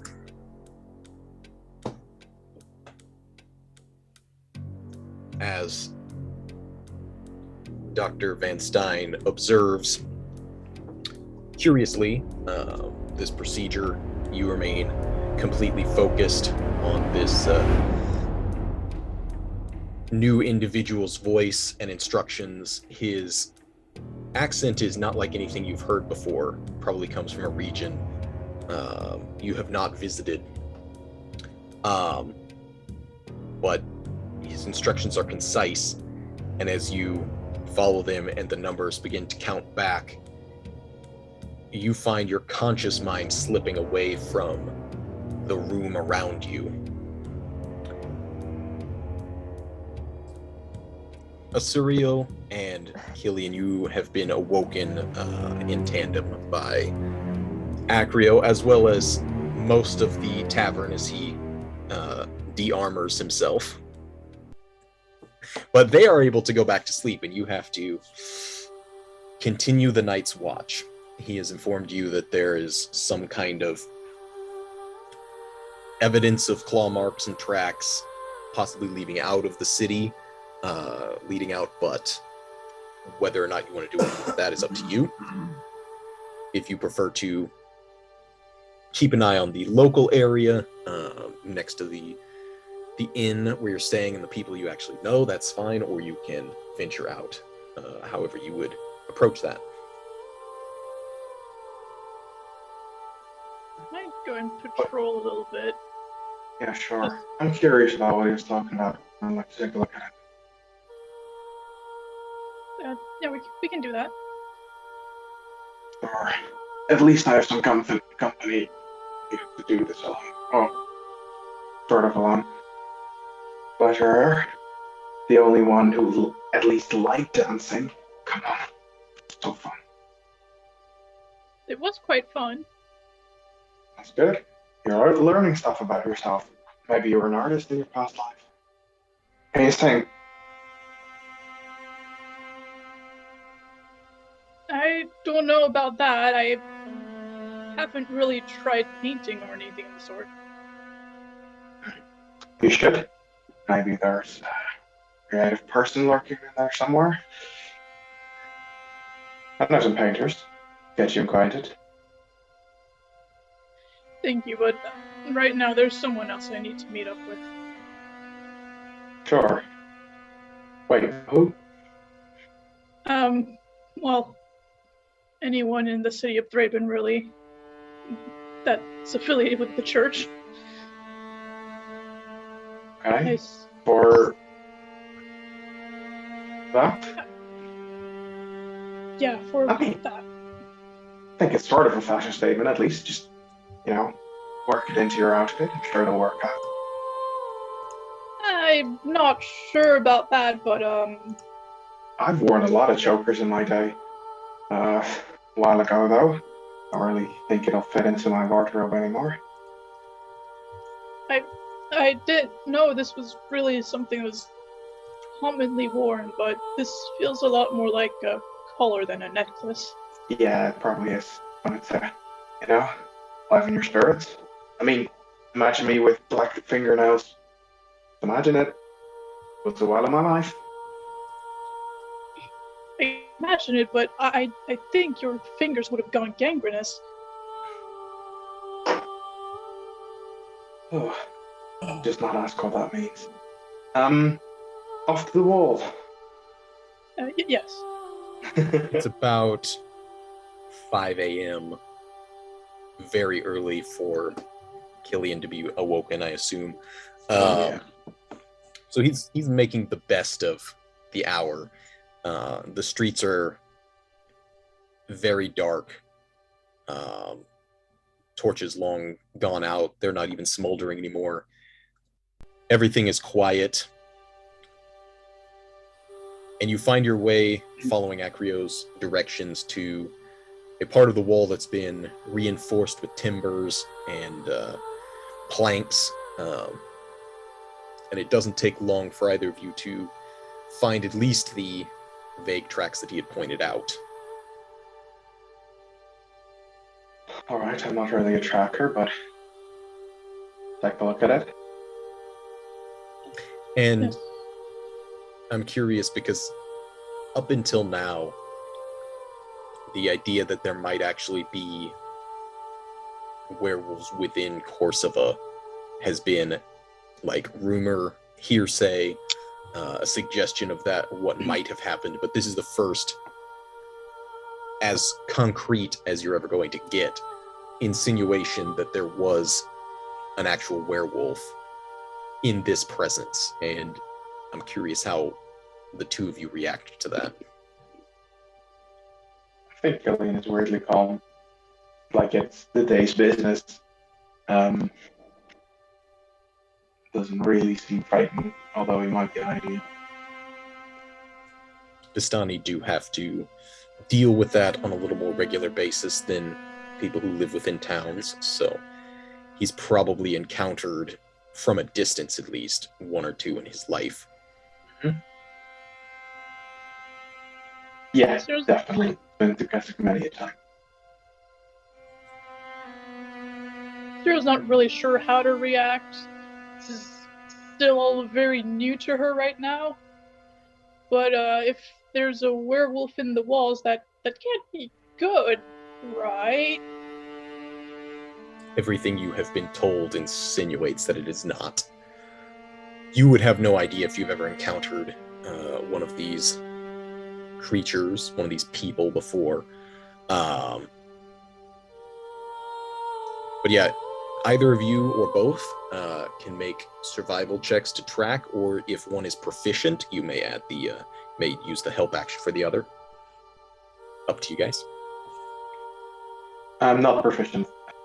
Well then, yeah, just let's see how this goes. Well then. In the early morning hours, Cillian, your eyes still not quite accustomed to the darkness, either of Stensia or this hour, honestly. You can follow them back a little ways, but once it gets off of like more of the dirt and mudded area near the walls and into more like the streets, you lose sight pretty quickly. Asuriel, on the other hand, it's almost a feeling. Like you lose track of the sights, or excuse me, lose sight of the tracks is a sentence that makes sense. And you still have this almost intuition and something that seems to almost be guiding you beyond what your eyes can see. You follow them a little ways. There is almost a indirect path. It's not as though it started in one place and made a beeline for the wall.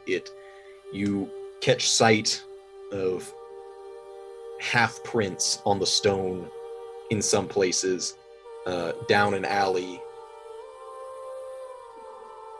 You see some refuse of the day, kind of just piled there, and possible indications of clawing through it.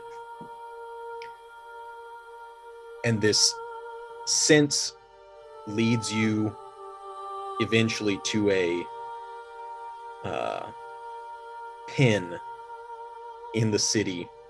The smell of it hits you both immediately as you recognize the stench of a swine sty.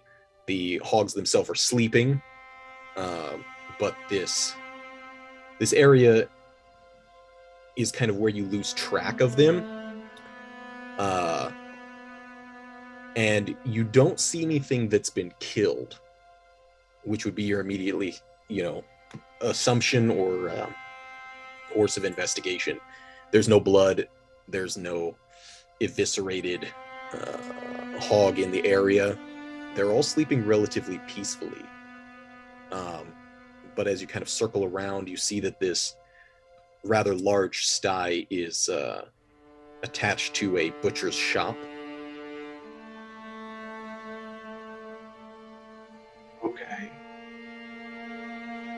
Can you remind me, are we following the tracks backwards? Or Yes.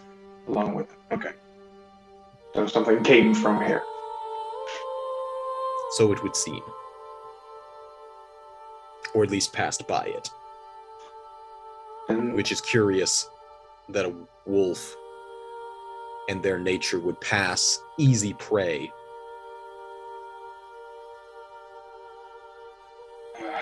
Maybe the pigs belong to them? the butchers, the guy who got sold out. Yeah.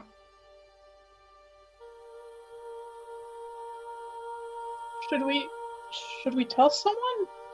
I don't know what to do with this. So, none of these swine were slaughtered.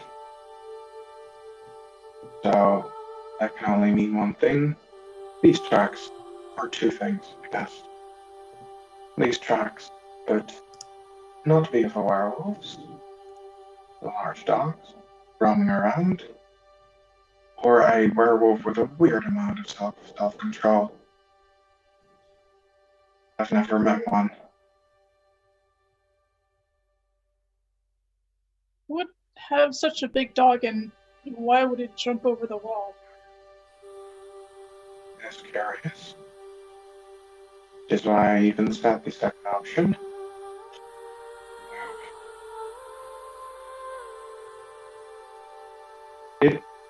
Is there like movement in the butchers? Is he starting his day? Go ahead and make a perception check. You don't pick up on any movement. Everything is dark. No lights within. However, Cillian being a curious type, getting closer, you would notice that the front door is slightly ajar. Oh, you don't have to follow me, Asuriel. But I'm gonna have to. Have to what? I just point to the door. I'll follow you. Are you sure? Can you be silent on your feet? Yes, I can. I just better do this at 2 than at 1, I guess. Sure. I kind of like pull my my cardigan off, which is like this dark brown, and just pull it around her very white appearance. So it has to mask her at least a little bit. Right. Quiet. Tapping your toes first. Just follow me, yeah? Okay.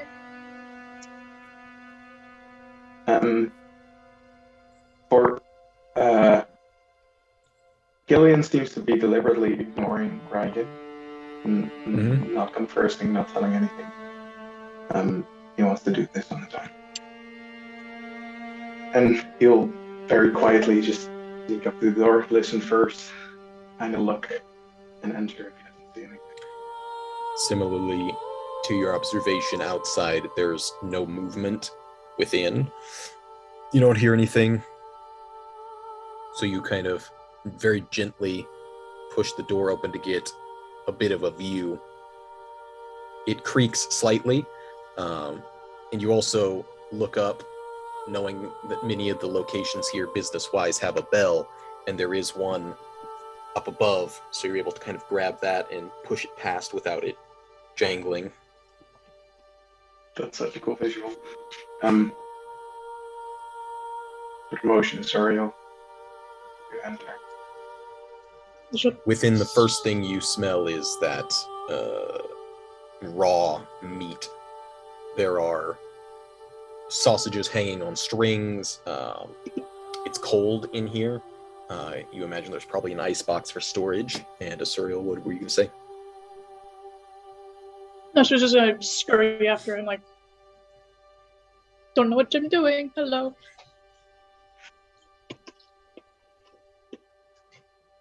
Asuriel gets the impression she was not a master burglar in her prior life.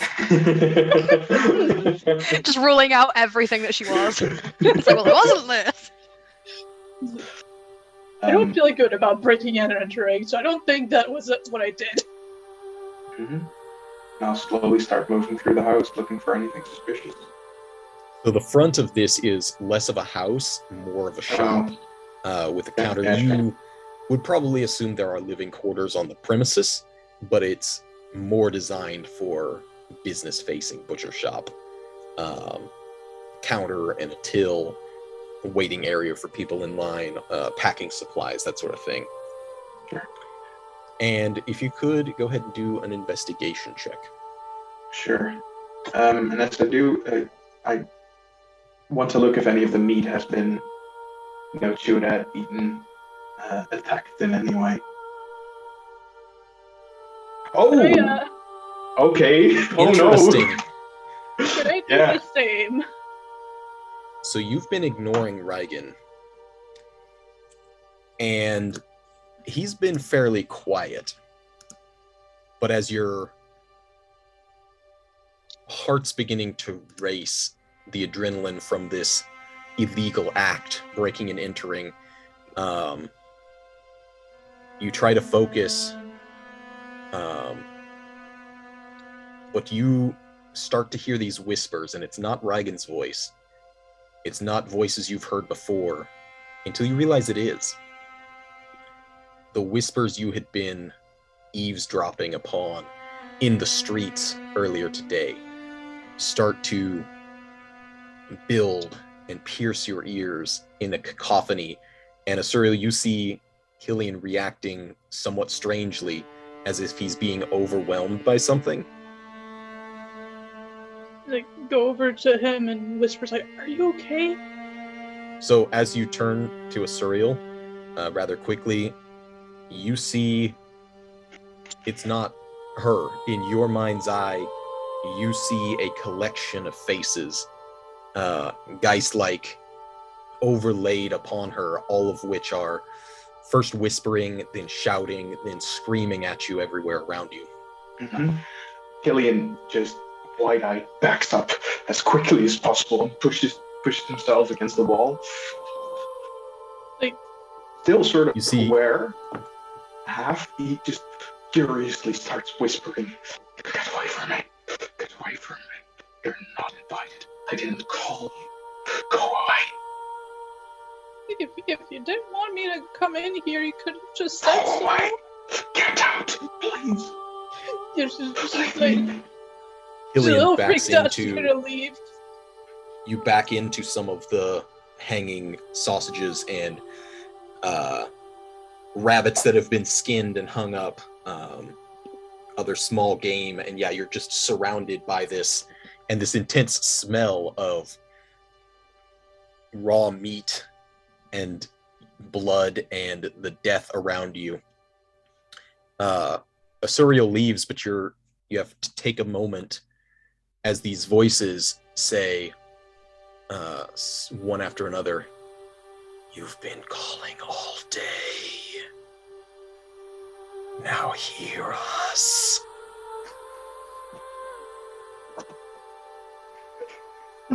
Please, I didn't ask for this. Did we? And I try to get out of the butcher shop, just move away from this place for a second, and then sort of see Asuriel again, and then back off again, and sort of be in this back and forth, not deciding on where to go. After a moment, you hear Reigen's voice above all the rest, but still kind of hushed. "Sorry about that kill. Couldn't control him. Something very foul went down here." It's right. And he sort of sinks outside of the butcher shop, sort of sinks against the brick wall. I assume it's brick. And just sort of sits with his face in his hands, and you can see him kind of shocking Asuriel. It's all right. It's not your fault. I should have been more careful. You should have not been ignoring him. That's for sure. I'm sorry. Ignoring what? Are you all right? I'm not. Yeah, I am. I'm all right. Sorry, Asuriel.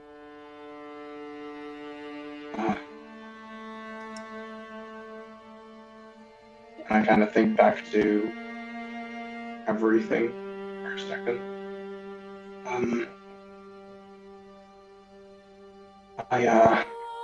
I hear a lot. See a lot. Most of the time I can ignore it, but sometimes I push in. I strain. They keep clinging to me. And for a second you were them. All at once, at the same time, every entity, everyone who I've seen, who I've fled from, who I've hurt. It's okay, Cillian. Not them, and you're all right. There's nothing wrong. Looked to Reagan for a second with an apologetic.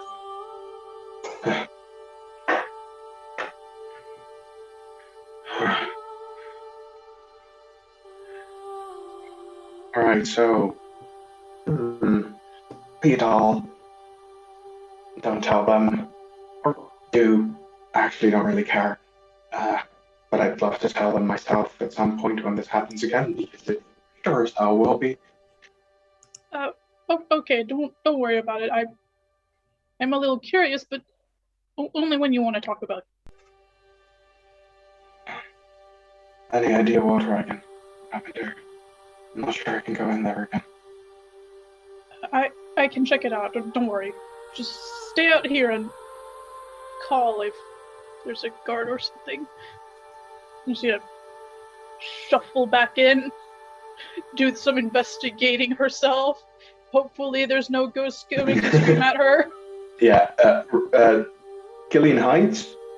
Be careful, but looks at Reagan. Please keep an eye on her. Nothing can happen to her, okay? Call me.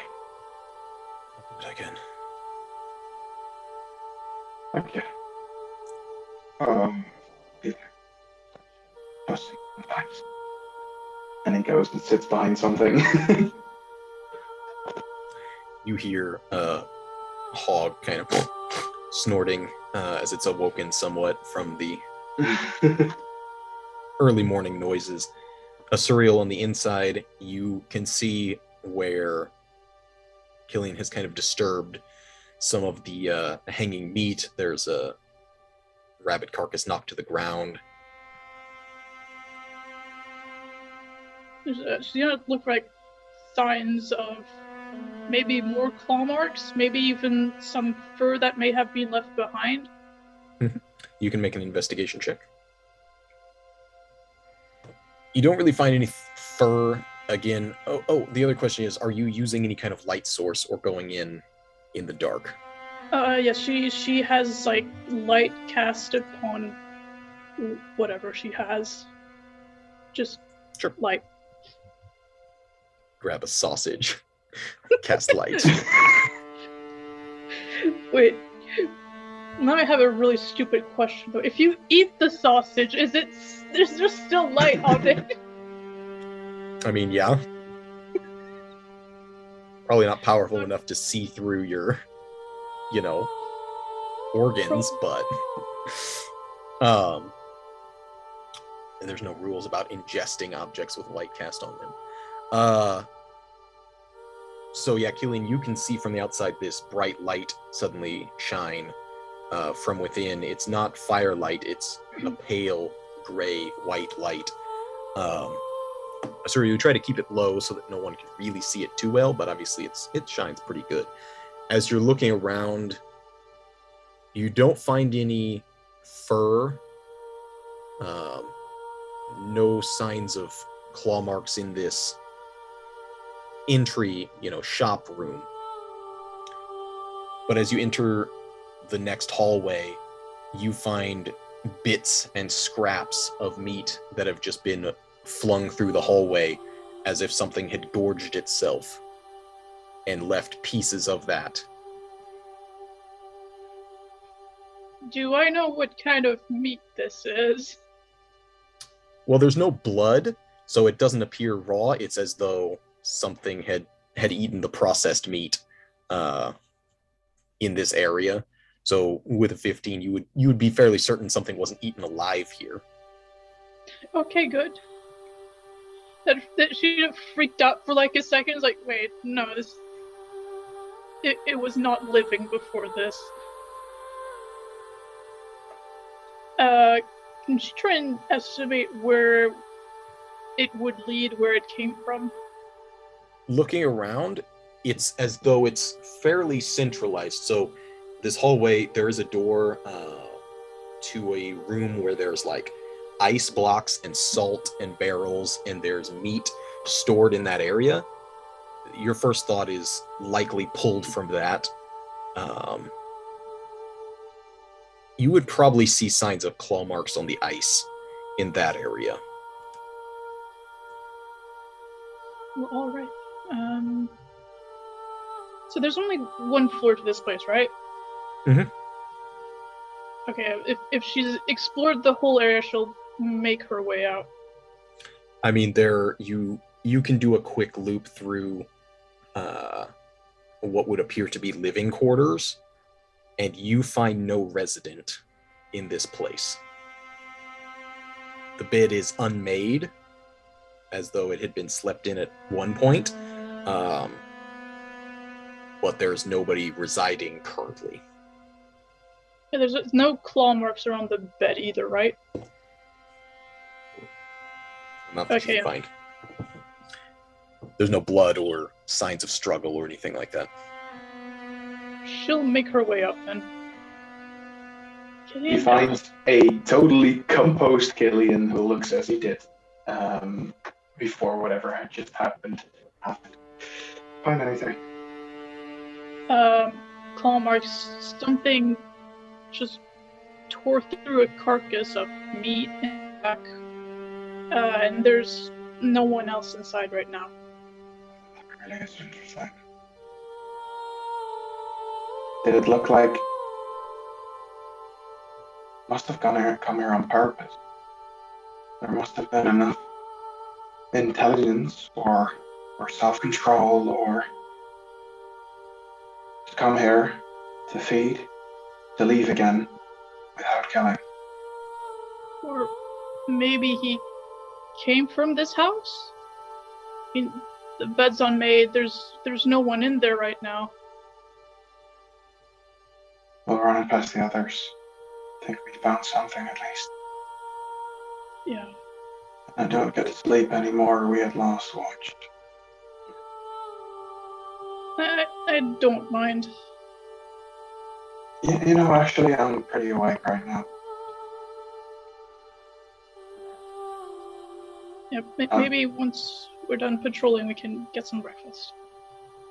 Yes, breakfast. Although I don't think I could see any meat for a few days at least.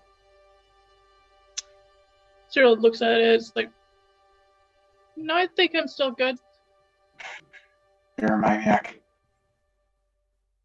I'll just give her my arm, and we'll walk. Stroll back through the city as the dawn is approaching, and the remnant of lights that make it through the clouds are beginning to cast long and misty shadows through the town. Acrio. Hello. It's alive! Wow! It lives! Ah! Going Don't on sleep. Yes, I'm awake. Hello. Hello, yes, I'm here. What the fuck did you wake me up for, loser? You spent a fair amount of days in this stone, almost fortress-like area. This old, seemingly abandoned, almost castle-like structure built into a cave system. You've taken your boots off, which is an odd impulse, but ever since you came here, it's something you've done. There's a warmth to the stone, as opposed to the coldness that you would expect, and it's almost pleasant to walk around either in your wool socks or your bare feet at times, after sweeping and cleaning the various hallways. What else does Acrio do as he spends his time before making all of the discoveries to be had in this place? There were libraries in a certain portion of it. Most of it was destroyed, but there were like a few books you could get a couple passages out of. It's cleaning, but not just cleaning in the classical sense. There's a whole other thing that's been leveled. So it's picking up each brick, setting it down in its proper place, or getting rid of it, all because he isn't strong enough to move the biggest block of stone, which stops him from reaching whatever's behind it. He knows it's not a wall. They don't. Yeah, you're a teenager. You've not grown into your full strength at this point. And even without experience, the aftermath of some battle is apparent as you search through the thing. It's not merely evidence of clashing swords, but there is an elemental level of destruction in this place. As you say, places that have collapsed through some kind of force far beyond what a human could possibly produce. Evidence of burn marks, evidence of carnage that has somehow departed, because there you don't find any bodies or skeletons or anything like that. It's a strangely abandoned battlefield in this subterranean fortress. And can I have you roll me a d10? Yeah. How avid a reader was Acrio at this time? Acrio was never taught how to read. His parents He doesn't know how to read at all. He didn't. Oh, He didn't no. know. He didn't know how to read. He taught himself how to read. So To some extent, like sure. like when he got to like official school, they were like, "Here's how you actually do it." He's like, "Oh, I kind of knew how to do it." So Stensian school is effectively like the grade school equivalent, and then once you get to be about 12 or 13, that's when your education ends and you go to work. So whatever he would have picked up during those younger years may not have been the most focused. Oh, they actually sent him to school? I didn't realize there were schools. Oh yeah, there are schools, but they're for younger children. And then I thought it was just like, once you are just go work the fields. Even capable, once you're capable of working, which is like as soon as your age hits double digits, they're like, okay, you need to go to work now. Stop with this stupid learning shit. But you have at least the basic understanding as you're cleaning through the libraries, scavenging whatever is fairly untouched, and you come across a book titled "The Sin of Cremation." What? Gonna look around, crack that baby open, kind of go get comfortable on one of the solid stone chairs. And there was it seems to be a fairly old book, as they all are here, but even in its style of writing, it takes you a while to decipher some of the more archaic terminology and spellings. Yeah, it's like the difference between like like learning how to read a children's book and then like fucking reading Shakespeare, which is shit. Way older and more advanced. So you don't get everything in the first setting, but you've read this as much as you can of this book. It effectively goes into detail about discoveries of methods to induce the blessed sleep into the dead, and how some early practitioners believed the best way to deal with ghouls and zombies rising would be to burn the body, because then there's nothing that can return, nothing that can burst out of their grave. However, over time, this book has noted that there's a separation between the undead body and an undead soul, and that cremation seems to leave an imprint in the soul and a separation from the body that causes them inability to sleep, despite best efforts in the author's knowledge. And it almost always results in restless spirits, and as such has become, at that time at least, and you would later come to find out, current church doctrine, that cremation itself is considered a sin because it inherently always leads to a restless spirit, and that is opposed to the work of the church in keeping the dead at rest. So it's kind of a doctrinal treatise, but also an explanation as to the reason why. Did it ever go into how to unfuck these spirits? Make a religion check. Hey, I'm kind of opposed. Oh wait, no, I am. So, there are some very basic rituals that at the time of your reading you don't understand. Prayers to the Flight of Alabaster, and methods that have been used to, at least for certain periods of time, cause these wandering spirits to rest.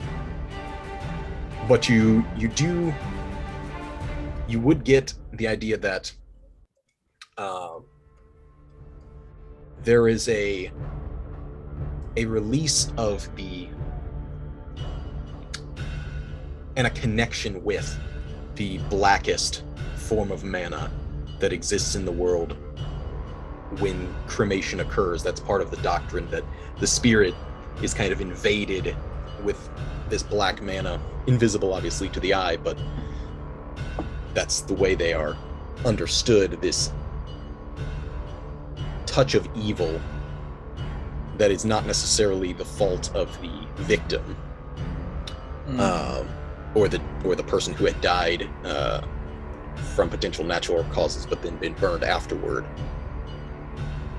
So you've read that there is an outpouring of black mana, as it were, when this kind of thing occurs, which is another reason the church considers it a sin to perform this procedure, because it invites in a darkness. Well, sucks for them. Don't burn any bodies. Close the book and back on the shelf. Continue organizing. Back in the present, Amrita and Dr. Engel. Amrita, you experience a sense of etherealness. It's like an out-of-body experience. You almost feel as though you are external, looking at, even though you don't visually see yourself, it's like you are out of your physical body and observing the scene, and there is a serenity and a calmness not having to be plagued by your physical being. And you can continue to hear the doctor's voice as he speaks to you, and almost witness your mouth speak. You're in control of it, but at the same time somewhat devoid of it. Okay. So apparently, from what I can see, the hypnosis seems to have been successful. Mm-hmm. Okay.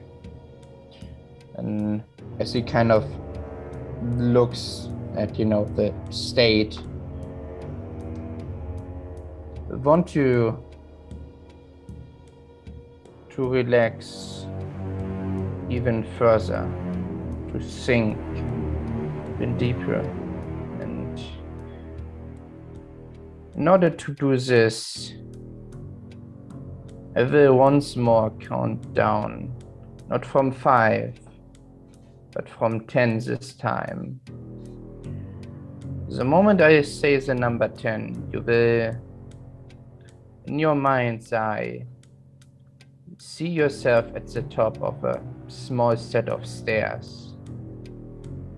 The moment I say the number 9 and each additional number, you will simply move down those stairs, slipping further into hypnosis. At the base of the stairs, there will be a door. That door represents the threshold that we need to cross in order to access the memories. The key, at least the key I will be using, will be the tune we played earlier, that you still remember from when we were younger. And he basically proceeds to count down. Your eyes are closed at the top of those stairs. 10, 9, relaxing, letting go more. 8, sinking further, descending further. 7, 6, going way down. 5, Moving down those stairs. Slipping further still. 4, 3. Breathe in deeply. 2. The next number 1, will arrive in front of the door. 1. You're now in front of the door. That he will replicate the tune that Amrita played. During this time, Amrita, in your mind, you visualize this set of stairs. The rest of the room falls away. You're not sure if you're even in your physical body anymore, but you look down and see yourself. You don't look sick anymore, from what you can see. There's no bandages. Your cloak is no longer tattered and forest torn or stained. It's new. You take a step down with each number, and you start to feel this hot breath on the back of your neck, this growling.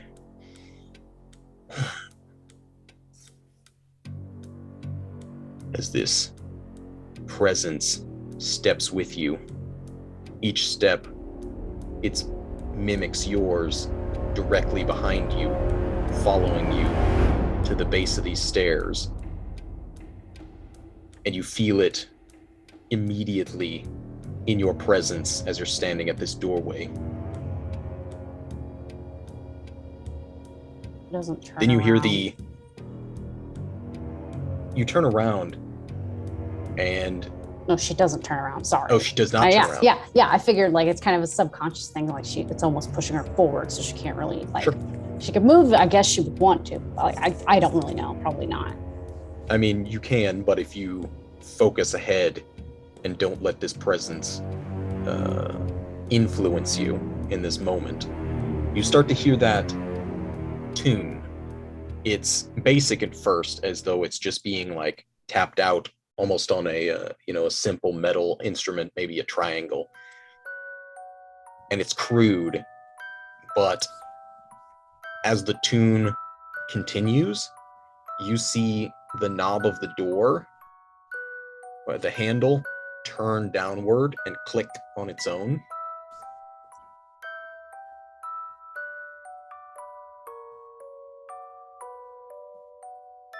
She gulps and kind of like waits to see if the doctor says anything else before maybe hesitantly kind of reaching out a hand to like touch the edge of this door.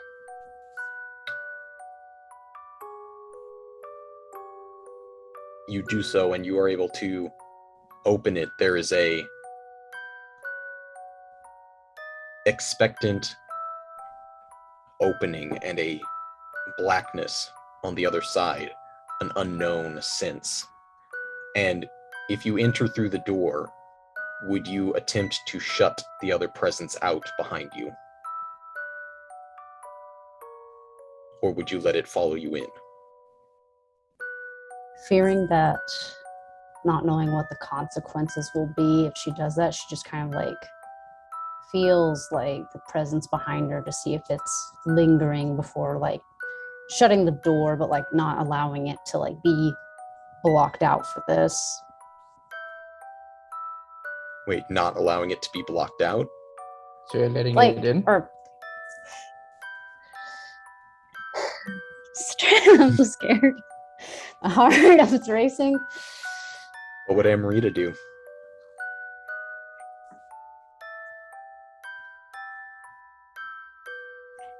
She'll shut it. She'll try to shut it before it gets in. Yeah. Yes. The 13 that you rolled earlier is enough to burst through the door with unnatural speed and slam it behind you. You hear claws ripping at the wood behind you, growls, and you find yourself in your parents' home. You're fully grown, but you have the sense that you did that kind of wide-eyed, childlike wonderment as you look around and the memories flood back to you. Eventually, the clawing dies down, and you find yourself in a sense of childlike peace, separated from this thing that has tormented you. She reaches up to her forehead as well as she's kind of looking around perplexed, just to like see if like the special eye is still there, if it's gone in this moment. It is still there.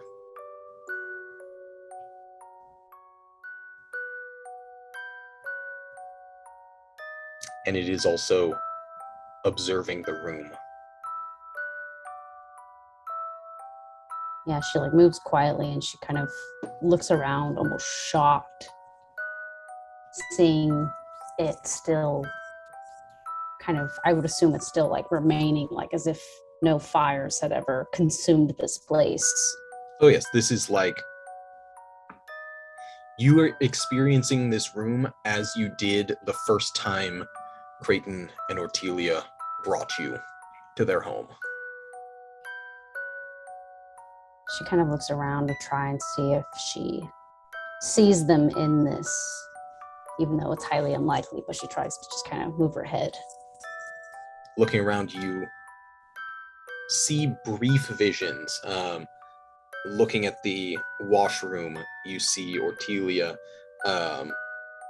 cleaning dishes for a moment, and then she's gone. You see Creighton bringing in a handful of pelts and wool that he has gathered, and then steps past you and then disappears again.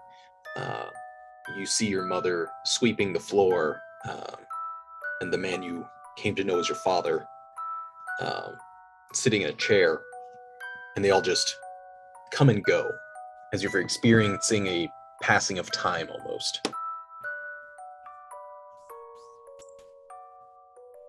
Mama. Papa. No. Just visions of you.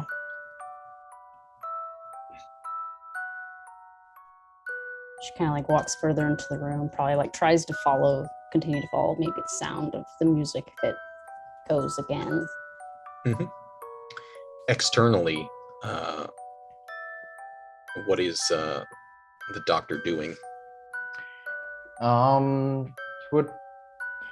First off, it would be interesting to know if what Amrita is exclaiming or speaking in her hypnosis, if that translates to an external her talking in this trance-like state.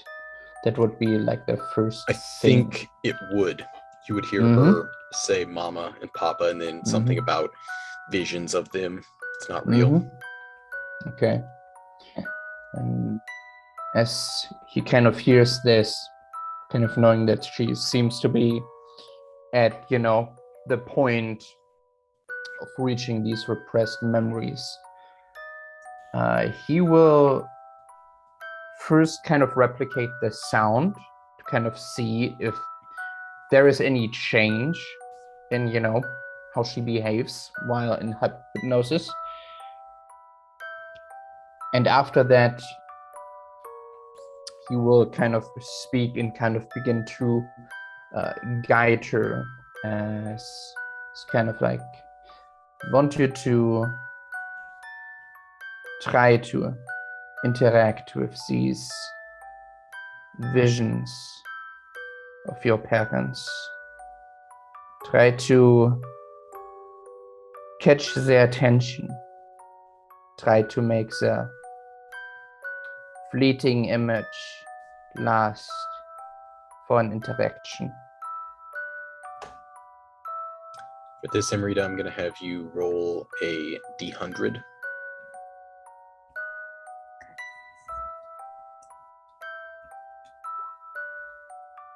Interesting. So I'm going to say we don't go into excessive detail of everything that happens, but over the course of this evening, Amrita, you are able to have brief interactions with these memories, and it's almost like a recording. If you would ever heard a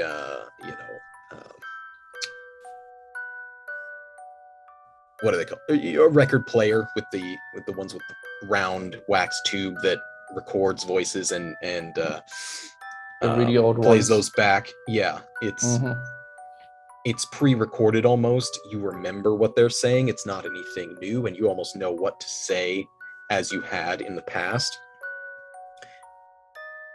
Eventually, you are led back in time to the moment you met these two people, and then the moment you were first spotted by Ortelia outside of the old chapel, surrounded by the woods, overgrown.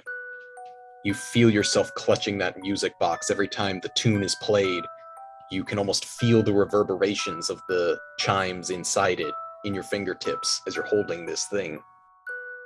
Looking at the inscription on it, reading the name, which is a child you couldn't read or understand, but now you know is the name that you go by, written on it. And further back, before that, things that you had never seen before. And as soon as you begin to get glimpses, you feel this overwhelming presence of a predator that is stalking you in the woods. And your parents have not yet been met in this iteration, and you find yourself more alone than you've ever felt before. I almost feel like her breathing kind of like picks up, and she anxiously like looks around and just like, Mother, Father, where are The you? doctor hears these outside. Amrita, I need you to make a sanity saving throw now. And I assume he also, notices her breathing speeding up. There's a change in her appearance.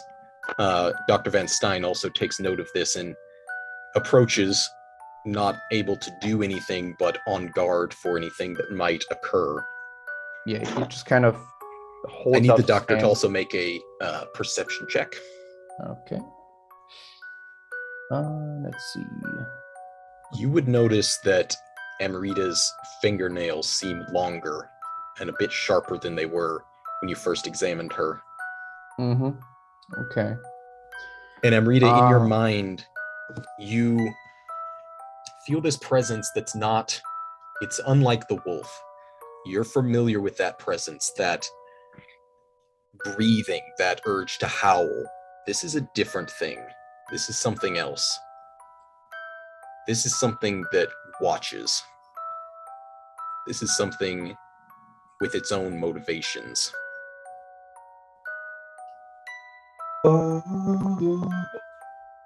And you have this feeling as you're being observed in these woods that a certain path almost seems to open up. The trees are parted somewhat. There's a winding trail through the woods, but it becomes very clear. You're almost pushed that way.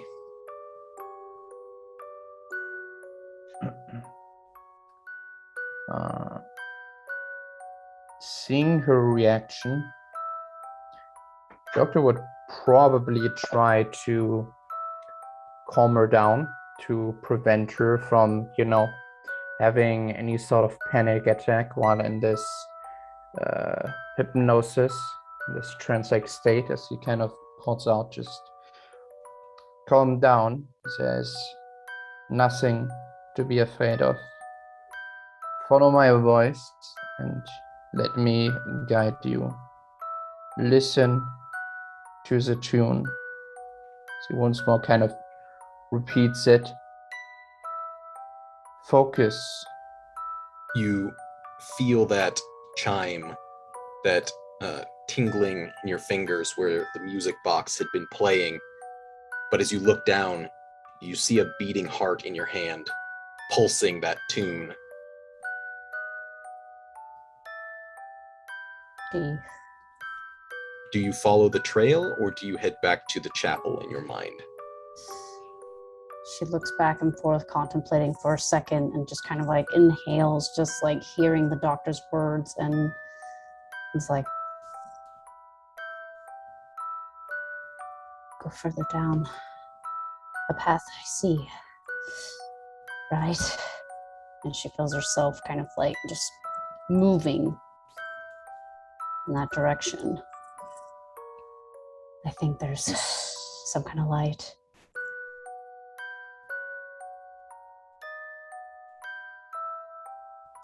As you move down the trail, that presence follows you. You continue to stalk through the woods, between the trees. You get a sense of what it must have been like for a small deer that you had stalked numerous times when you lived in the woods, and that apprehension of an unseen predator before the strike. You follow the trail, and there is a light. And then there's a sound of water, a gentle trickling brook that you come to. Does it smell like somebody else is nearby, or like it smells familiar to her, or does all she hears the sound rather than a smell? You can smell like spring water. You don't smell any animals.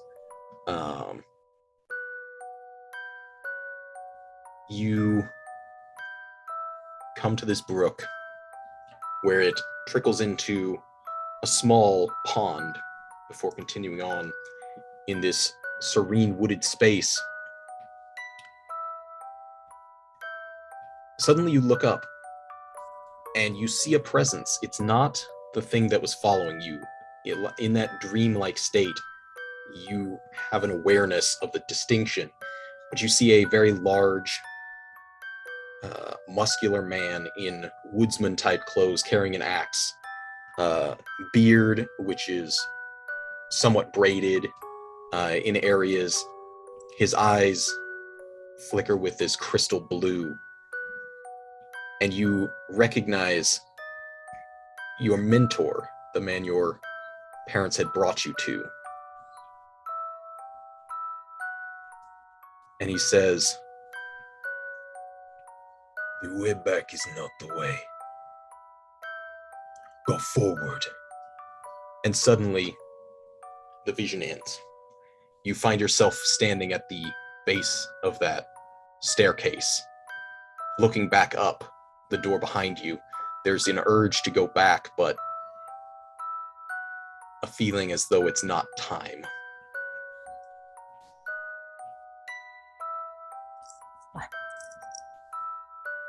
Mentor, wait, please.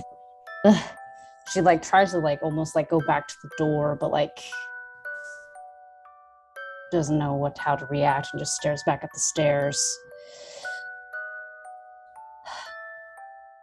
What the hell? Outside in the physical world, Van Stein notices a reaction, as do you, Dr. Engel, and he will say, "What's happening? Is there something wrong?" Doesn't seem overly distressed, so don't think that there is any episodes happening, but I think for safe measure, I should probably still guide her back, make her wake up. Before you do, would it be possible for me to speak to her in private? I understand this is your procedure, so correct me if I'm wrong. There are certain things I would like to keep private between a doctor and a patient, but would like to explore. You can speak to her in private after I wake her up. In this state, the mind is very, very subjective to any sort of suggestion. There can be things done if one is not carefully. As he kind of calls out, Miss Mablethorne, I want you to focus back on the stairs, back on the way back. I'm going to count upwards from 1 to 10. When I count to 10, you will have climbed the stairs and you will have woken up. As he kind of begins to count. Amrita, you find yourself eyes flickering back open, almost with more questions than answers, as you are again confronted by these two doctors in the sitting room.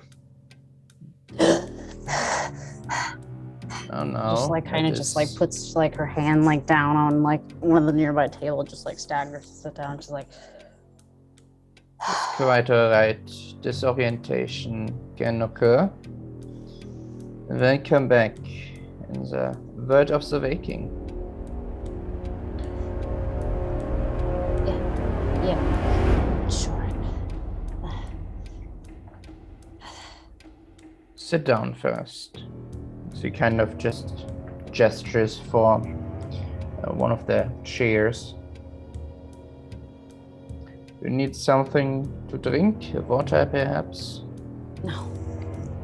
I'd rather just kind of like waves the doctor off and everything, and like looks over at like Van Stein and back at the person that did the hypnosis. The doctor will nod, just semi-reassuringly. Well, my colleague has some questions, as do I, but he requested to speak with you first, and seeing as he brought me this interesting case, as a polite gesture, I am inclined to the room. I will be back once you've concluded your conversation. We'll wait outside for the time being. So he just kind of takes his notes and doesn't stop writing down things the entire time. He even writes when he walks out, basically. But yeah, the two of them are now. Venstein will offer you a glass of water. Yeah, Amrita takes it like almost like greedily at first, but like she quickly just like drinks it, just like I am now more confused than I ever was before.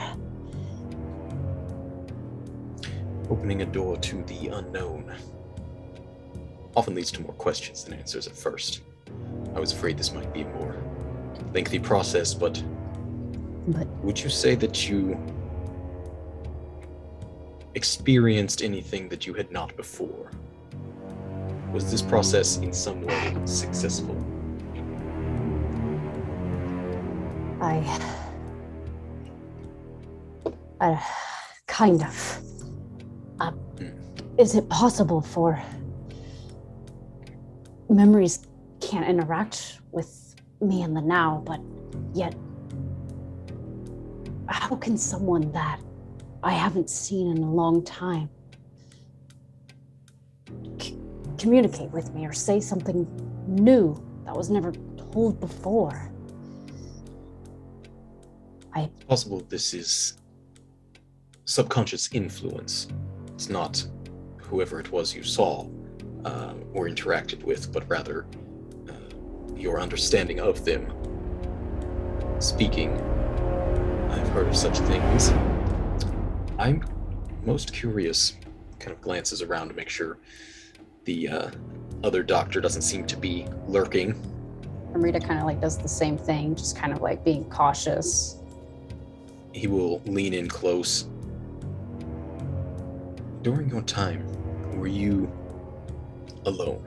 Were you with the other? Or were you possibly able to make a severance? I felt like I was some piece of prey that was being watched within the darkness. It was weird. It wasn't like it's already a part of me, but it was something else. Or maybe someone else. I don't know. Not likely a good thing. But I'll be blunt, the wolf inside you, did it accompany you the entire time? No, I shut it out so it wouldn't follow me. Very interesting. To my knowledge, there has never been a case of one of your kind subjected to hypnosis or able to make a distinction between the two personalities involved in your being. I would have rather liked to spoken to the wolf in that state, had it been possible, but probably a bit risky. Yes, thank you for understanding. I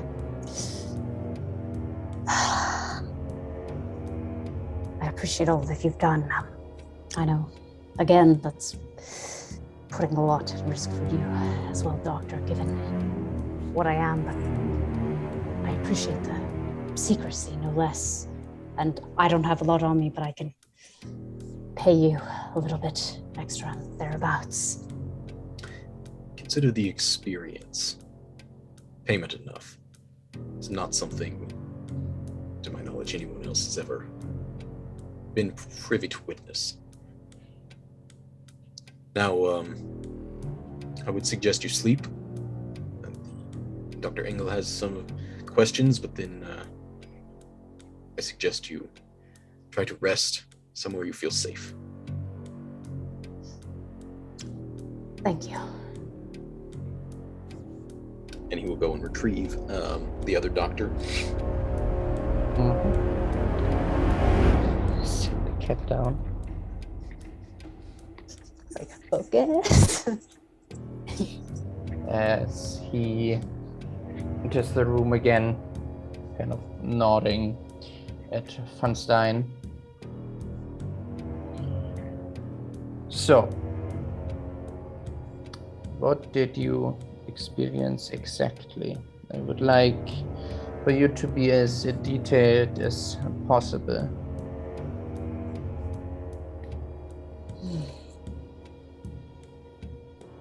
The same thing as I could remember as far as I could. When I was perhaps abandoned, left alone, and my adopted parents found me. Maybe I got lost in the woods, happened to be by some kind of river. I'm not really sure. Right. What about that tune of yours? What happened whenever you heard it? Was there a shift, change perhaps?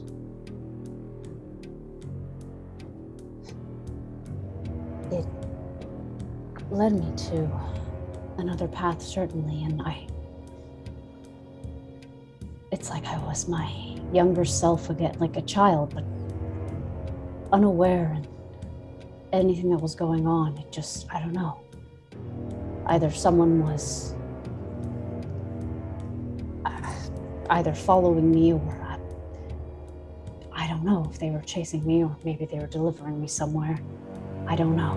The rest of it's kind of black. But I don't think my subconscious would want me to go any further. Right. So there was this uncertainty, this, for a lack of better word, this depth that still needs to be explored. I would propose further sessions, not only for hypnosis, but also to recount and discuss the things you have encountered or experienced during that heightened state of awareness. I will take your offer into consideration. I don't want to agree to terms at this time or after experiencing that. Forgive me, it's taken a lot of energy, and well, I will be traveling soon as well, so. Right. Yeah. But usually that is quite normal. This sort of thing is quite exhausting, but I'm going to say this from the get-go. You won't, at least in your case, you won't get far with just one session. This seems to be something more extensive in your case, which means that we need to work on this consecutively, repeatedly. Otherwise, you will most likely not experience any long-term betterment of your condition. Well, Amrita just kind of like stands at that point, like wipes down like her pants and just like nods to the doctor. It was a pleasure meeting you again. I'm sorry, I need to get going. It's quite late. Don't call me, I'll call you. Paul, yeah, he would kind of write down his address and kind of hand it to Amrita. It's like, you've made a decision. Come seek me out so that we know how to proceed with this. Sure. Have a good night. You too. And she just goes to the door and just bids the Dr. Stein good night. Would you head back to the Wrath or somewhere else for the evening? Yeah, she'll quietly try to just make it back to her room in the Frowning's Wrath. Roll a stealth check real quick, and then Cillian and Asuriel, how have you been occupying your time for the rest of the watch until everyone else is supposed to wake? I think just slowly walking through town, seeing if anything more suspicious comes up. Not really expecting anything, but eventually slowly making our way back to the Frowning's Wrath at like 10 minutes before our watch is over. Amrita's able to slip by anyone who had been watching throughout the night and make it to her room unnoticed. As Asuriel and Cillian are making their way back to the tavern and the inn, in the early morning hours, there's a bit of a cool mist in the air. Both of you are shocked to hear this shrill, incredibly high-pitched scream from somewhere else. Lorelei, you're awoken suddenly by this sound, as well as Acrio, Amrita, and even the doctor where you're located. You hear this shrill scream throughout the city, almost echoing through the streets. He moaned at least this loud. Ah! Lorelei's sure that wasn't her, right? Just like You're scream not fairly myself sure. awake, It- right? It felt far away. Okay, good. Just making sure. That would have been embarrassing to do that 2 days in a row. Cyril's gonna run towards that. Yeah, definitely.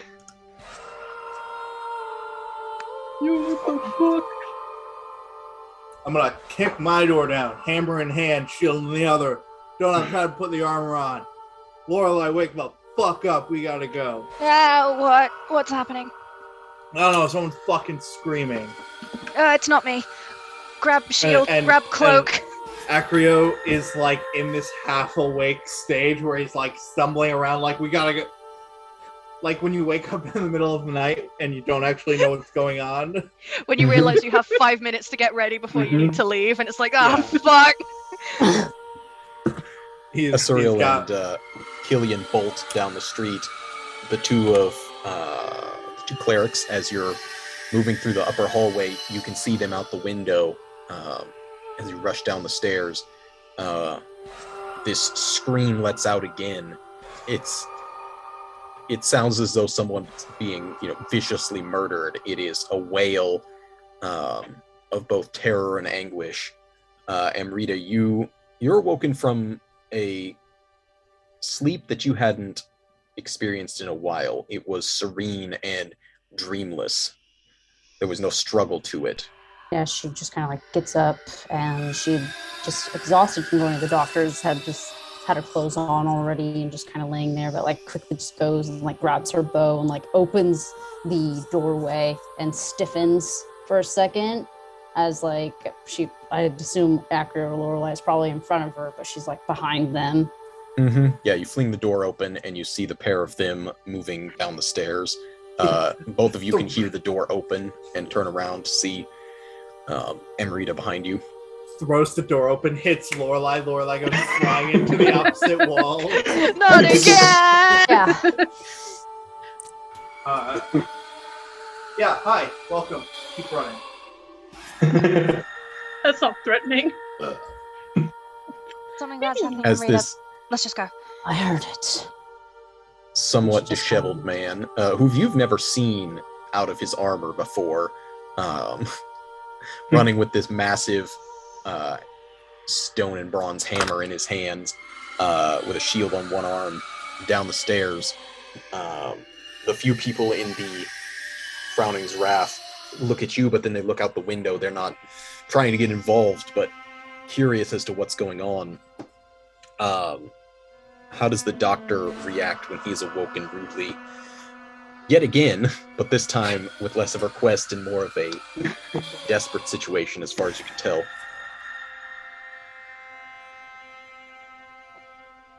You would probably look outside if you can, see anything, if it has happened in the near vicinity, if the city's on fire. He's Make a basically, perception check. Yeah. He's trying to glean the extent of the damage. Sure. Mm-hmm. Immediately you can tell that the city's not on fire. Everything's pretty still and serene. Other than you start to hear boots, people running in the streets several blocks down, probably town guard and whatnot, but this screaming continues. And the only thing you can tell is that it's in the direction of the cathedral, up the hill.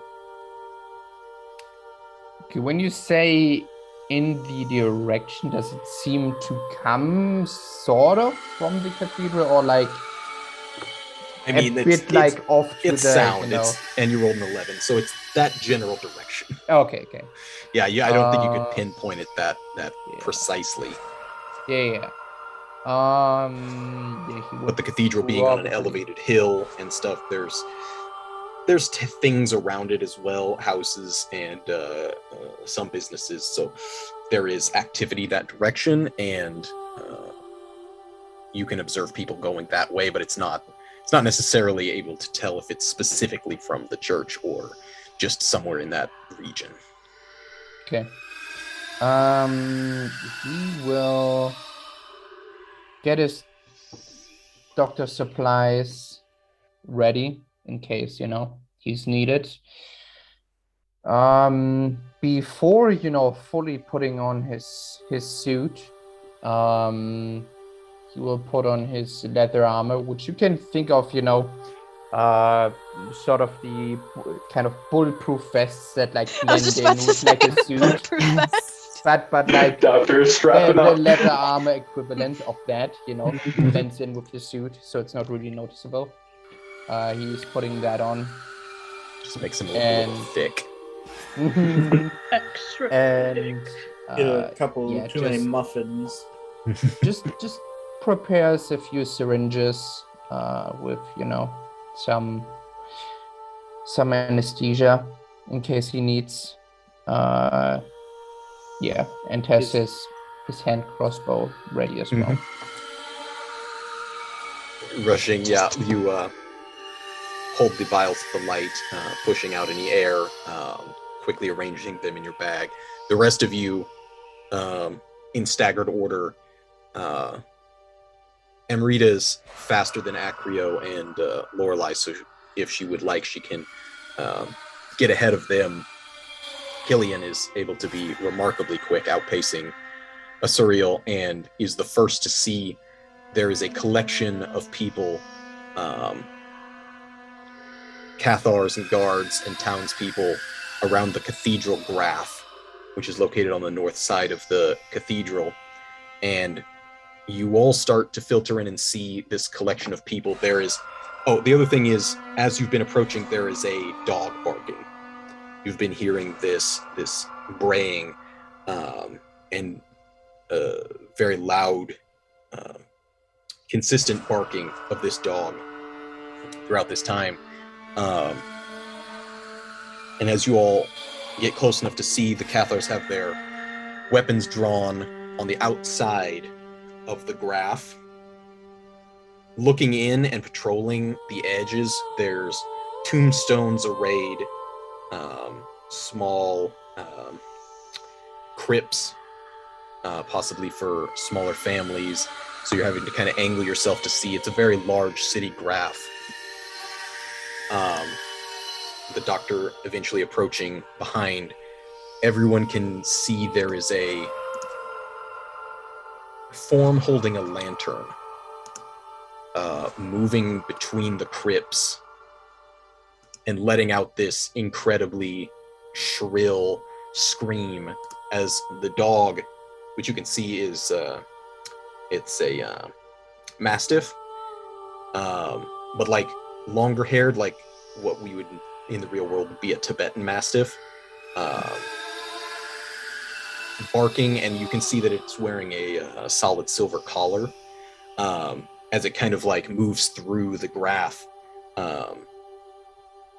You see this lantern carried by an almost ethereal floating being. Nobody seems to want to approach and breach the edge of the graph as this spirit continues to wail. That's where we're going to drop the curtain on this week's episode. Oh fuck. Damn it. Oh, fuck. Hey, have you tried not screaming? No, she's not. Seems to be working out so far.